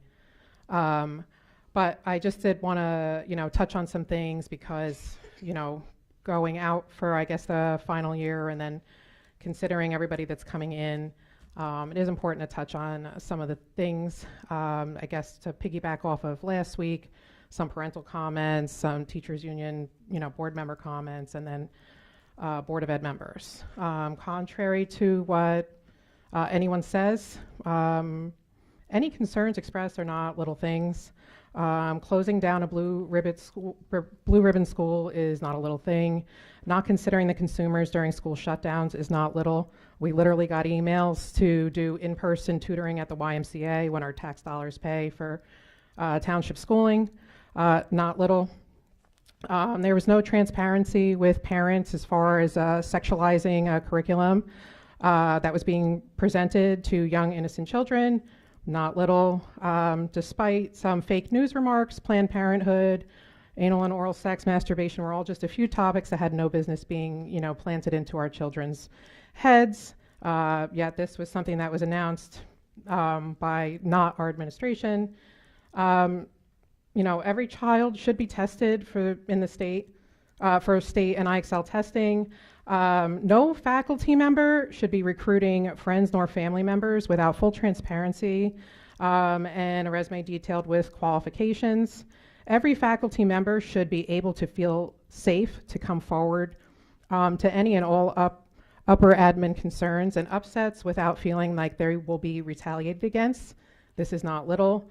Every paras should not be injured at work by consumers due to not being offered the appropriate training that other districts offer. That's not little.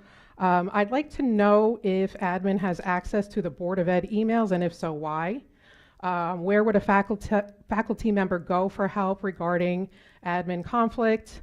Why are so many parents and faculty members afraid to speak up? I campaigned for Board of Ed last year. The superintendent actually wasn't even on my radar's priorities, believe it or not.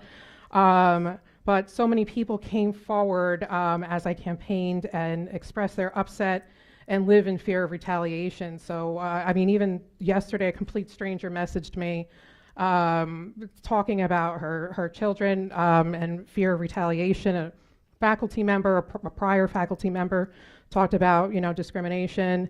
And these people are just afraid. I've tried to encourage them to come and talk because otherwise, just one or two people is just gonna, be perceived as bitter. You have these people go on and, say all these nasty things online just because you're a parent expressing yourself. And I'm a parent. I'm going to say, what I want to say. I'd like for the schools to stop pretending that we are excelling in advance with test scores and circle back to the younger core kids still, in the schools since the shutdown. I know I asked for 2 years of help, and it was actually Mr. Cittadino was the only one that helped me, and that took 2 years after being rejected by multiple faculty members, including the assistant superintendent. Administrative decisions combined with nepotism on the Board of Ed have led to a movement, and people are just looking for change. We are consumers. Everybody should be working together, taking action. Last week I was interrupted from speaking, and then I was followed by a conflicted Board of Ed member whose wife is in the system, overshadowing and attempting to invalidate my concerns with rude, unprofessional, and out-of-line commentary towards me, a district parent. Mr. Dunn, despite not being a voting member on the contract matter, attempted to influence and persuade both the Board of Ed members and general public while trying to shame me as a parent. I just want to say the same with Mr. Slade, who cursed at the last meeting, called residents in town clowns. This needs to stop. The Board of Ed should create a bylaw to prevent faculty members that are conflicted related to members for Board of Ed. It's unethical, it's opportunistic, and a waste of time and money. This could have been voted on one way or the other already if we didn't continue to vote in conflicted, Board of Ed members. They're not being transparent. Mr. Dunn invoked a doctrine of necessity in 2019 so that five conflicted Board of Ed members could vote. This is dishonest, it's not transparent nor ethical. So I encourage the Board of Ed to abolish having this ability for invoking the doctrine of necessity and also having conflicted Board of Ed members. Thank you for your time.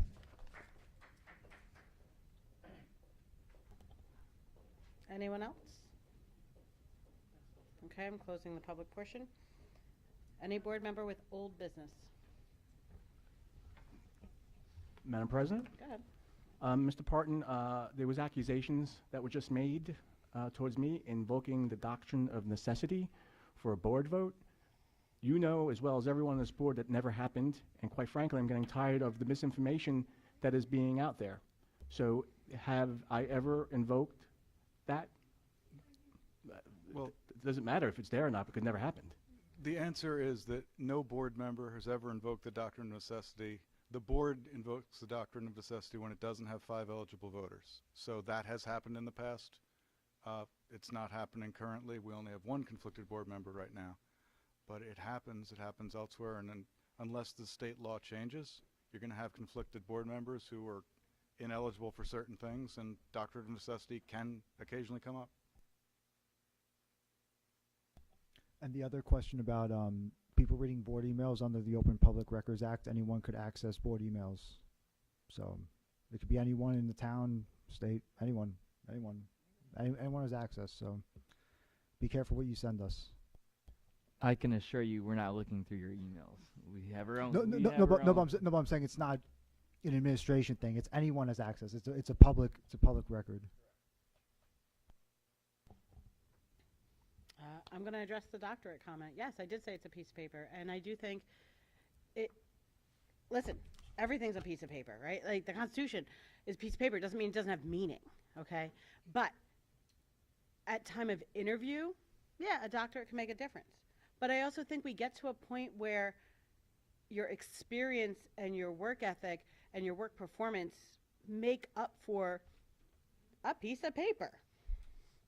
So I didn't say it wasn't worth anything. Christina called me out on it, and I thanked her for it and said, yes, you're right. It is a lot of hard work. Hard work I didn't do, and others did. Congratulations. Great job. You should be proud of the educational level that it is. But I don't think that piece of paper has to be your end-all, be-all for the rest of everything. So that's where I stand on the piece of paper. Jen, in addition, Dave stated that he did the coursework. So he, in effect, didn't get the paper because he didn't defend his dissertation, but he did the coursework. Yeah. So, any new business? I have something, just to bring a lighter note to this meeting. We had that Lucky Charms campaign. We raised over $700 in grant money, but I want to read some of the responses I got from, these are from the teachers. So you know the impact that it had. So one of the notes was, I received the most wonderful Lucky Charm today, and when I saw it from you, the biggest smile formed on my face. You truly made my entire day and my whole week. This gift is so special, it means the world to me. I hope you're having an amazing year in high school, and I can't wait to visit your class in the next few weeks. Thank you again for my incredible Lucky Charm. You are the best. I got a few more that came. I am the best, right? Right, so I got more. Thank you. That made my Monday extra special. That's very cute. Thank you. I love you girls. I'm crying. Thank you for sharing. Have a great weekend. This is so sweet. That's adorable. Can I donate? Oh, I love this. Thank you so much for sharing. It's nice to be appreciated. I enjoy working with all my students. So just another small reminder that the teachers care, and they love to hear from the parents and students how much we appreciate them. So in addition to us raising money, it's a nice karma between the students and the staff. So thank you. Can I say something, Jen? Yeah, go for it. So I was going to say something, and then I wasn't, and now I changed my mind now that we've lightened it up. But talking about it's nice to appreciate, I just wanted to say that a lot of times people, families from the district, contact us with problems, with issues they're having, with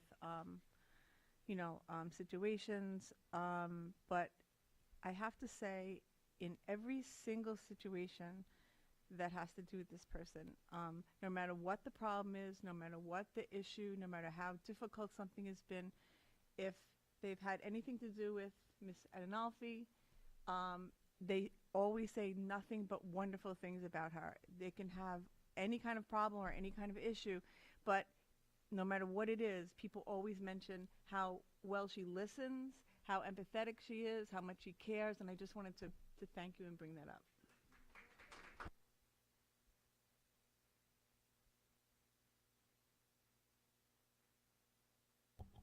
Any other new business? Yeah, I want to add one thing. So as probably some of you know, SEPTA is working with the Woolbridge Township Department of Special Services, Dr. Tui, Dr. Durtree, Ms. Adinolfi, along with the principal of Woolbridge High School, Dr. Sasso, on a multi-classroom renovation initiative. It's probably all over the place on the social media. I encourage people to please support this initiative. They have a donation link, as well as their objective is to collect about 15,000, and they're about 23% right now, and there are about 100 days left. So I encourage the community to please contribute. Thank you. Anyone else? New business? Yes. Go ahead. Okay, so what happened before, I'm glad I got more information about the tenure law. I had a misunderstanding, so I'm glad we went to executive session to discuss that, and that was the reason for my vote change. Despite my stoic demeanor, that vote did catch me off guard, and so that was my mistake to vote based erroneously without knowing all the information. I'm glad I got all the information. We've had murmurs in the audience, and some board members consider it a waste of time. So whatever time we spent, I will compensate the board attorney instead of putting down the taxpayer. We'll discuss that later. And I'm glad we got to do this search, and we're going to find a suitable replacement. And the public could be assured everything will be fine. And it was mentioned that someone was trying to convince me, and no one tells me how to vote. And that's why I'm in the position I'm in now, unfortunately. If you know, you know. But I'm glad we got to come together, and now we could move forward. Thank you. I think what Sal's saying is he'd like to buy us all dinner. Go ahead. Did you want to speak? Yeah. Yeah, I wasn't sure if you were talking about that. So I had two things that I did want to touch on, and I'll say we'll end on a good note.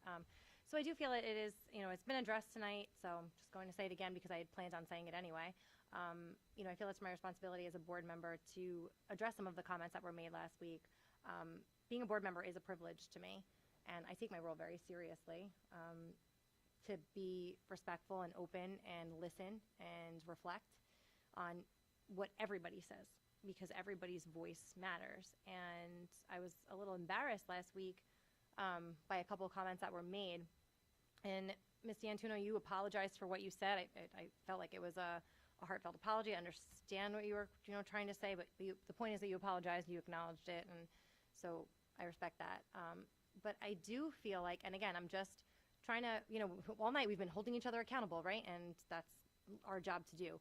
So I didn't like the negative dialogue from Mr. Slade towards a group of people who come and advocate for children. Whether you agree or disagree, everybody's voice matters. And to say the things that you said, like it's, an SHIT show, we're supposed to be treating this as a classroom, and we don't say those words in a classroom.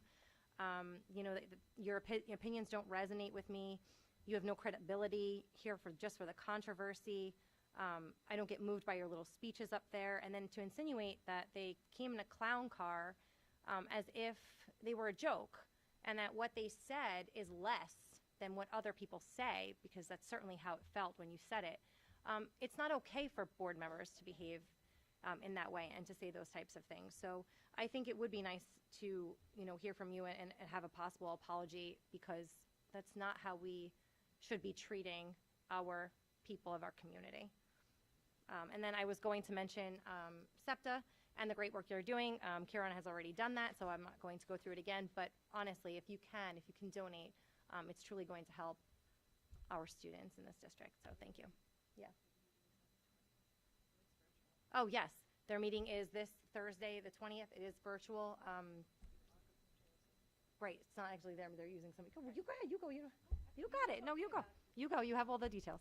Well, so SEPTA is having their meeting on the 20th at 6:30. It's via Zoom this time because they're hosting the Arc of New Jersey, and they're going to talk about transition to adulthood. So you should go on their website and register. You have to register to join, and then you'll get the link, and it's going to be a good session. Yes, I'd like to speak. You wear me down. Because my wife did yell at me when I got home when I said the SH blank T word, so I will apologize for using that language. In reference to my opinion, I'm here 4 years.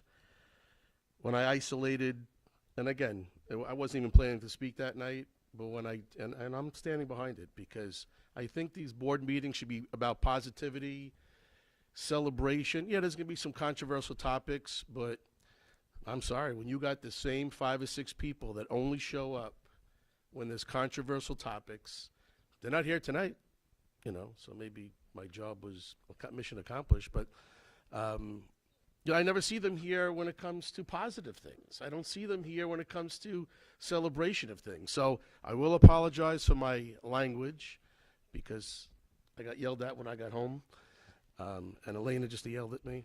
So I apologize for that, but it's my perception, it's my opinion of what I see.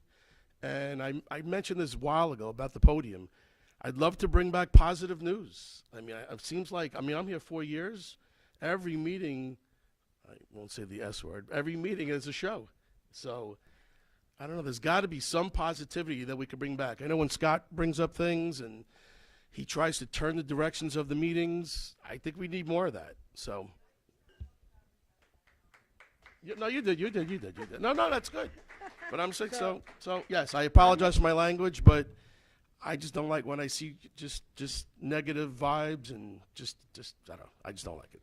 My opinion. I brought this up last year. Can we have like a shout out from a school each month of like, hey, like these are cool things, whether it's the student council president, whether it's, I don't care if it's a custodian, like every voice in that school matters. Like I'd love to hear something, we have the high school rep, so I'll put that. I want to thank, I know some members did it last week. I was waiting for like the regular meeting. For the classrooms that had us in for Read Across America, I think all of us board members that participated had a great time. Whether it's a preschooler sitting on my lap or, a 4th grader making me read Pirates Love Underpants, it was a fun week. And I know most of us really enjoy going to the classrooms. I think there's a few Q&U weddings going on this week and stuff like that, or this month. So those are some cool things that are going on in the district, and thank you for inviting the board. Madam President, I'd like to say a few words before we adjourn. So a few things real quick. Number one, I'm very proud of the board tonight, honestly. I think that we came to our senses, even though I was excluded, because trying to fill the shoes of the superintendent at this point in this juncture of our situation would have been a travesty to our district and our children and our teachers. And I see that the board did take that into consideration and went back and deliberated and made the right decision. And, you know, I just want to, you know, say thank you. And just to make it known, I wasn't trying to influence a vote. I saw that Sal was a little concerned. He was a little confused. And I said to him, you know, very clearly, and it was heard by Elena, do the right thing. Don't let your heart be troubled. And that's what I said. So with all transparency, I wasn't trying to do anything that was inappropriate. I kept my mouth shut this whole evening. I'm very outspoken, and you know, I will tell you as it is. I don't hold my punches back. But I just do want to say to the board that thank you. You made the right decision this evening. 1 year is going to get us into a better position to understand our budget crisis. And, you know, David and the administration that's here now, they know the pitfalls. They know how to piece together the puzzle here to make this district continue as it is. And I just want to applaud, you know, everyone here who changed the vote and made this happen. And I sincerely thank you, and thank you, everyone. Have a good night. Any last comments? Because this went on a lot last. Nobody did. All right. Motion to adjourn. Wait, no. Oh, I'm sorry. Oh, now that you're here for another year. I obviously, I want to thank the board and the people from this community, the schools, you know, every one of the staff. You know, I've been with you guys for a long time, and it's wonderful working with each and every one of you. I always feel that, you know, I've always said that unity is our strength.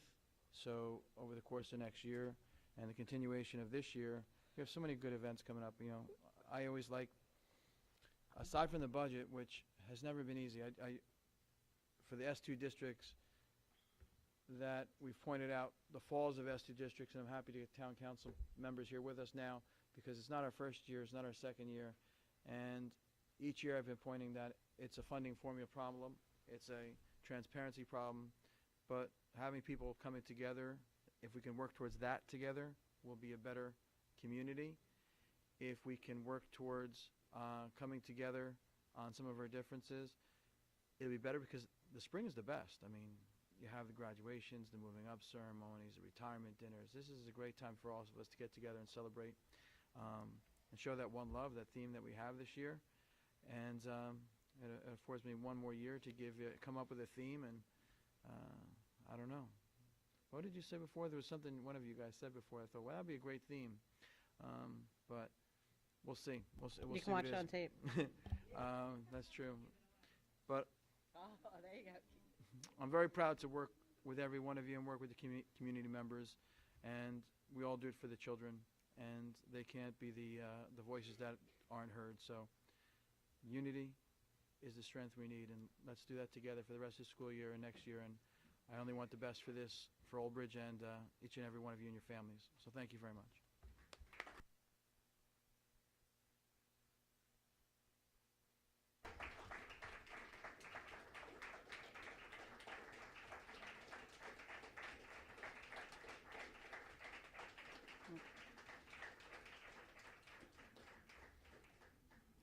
Last call for stage comments.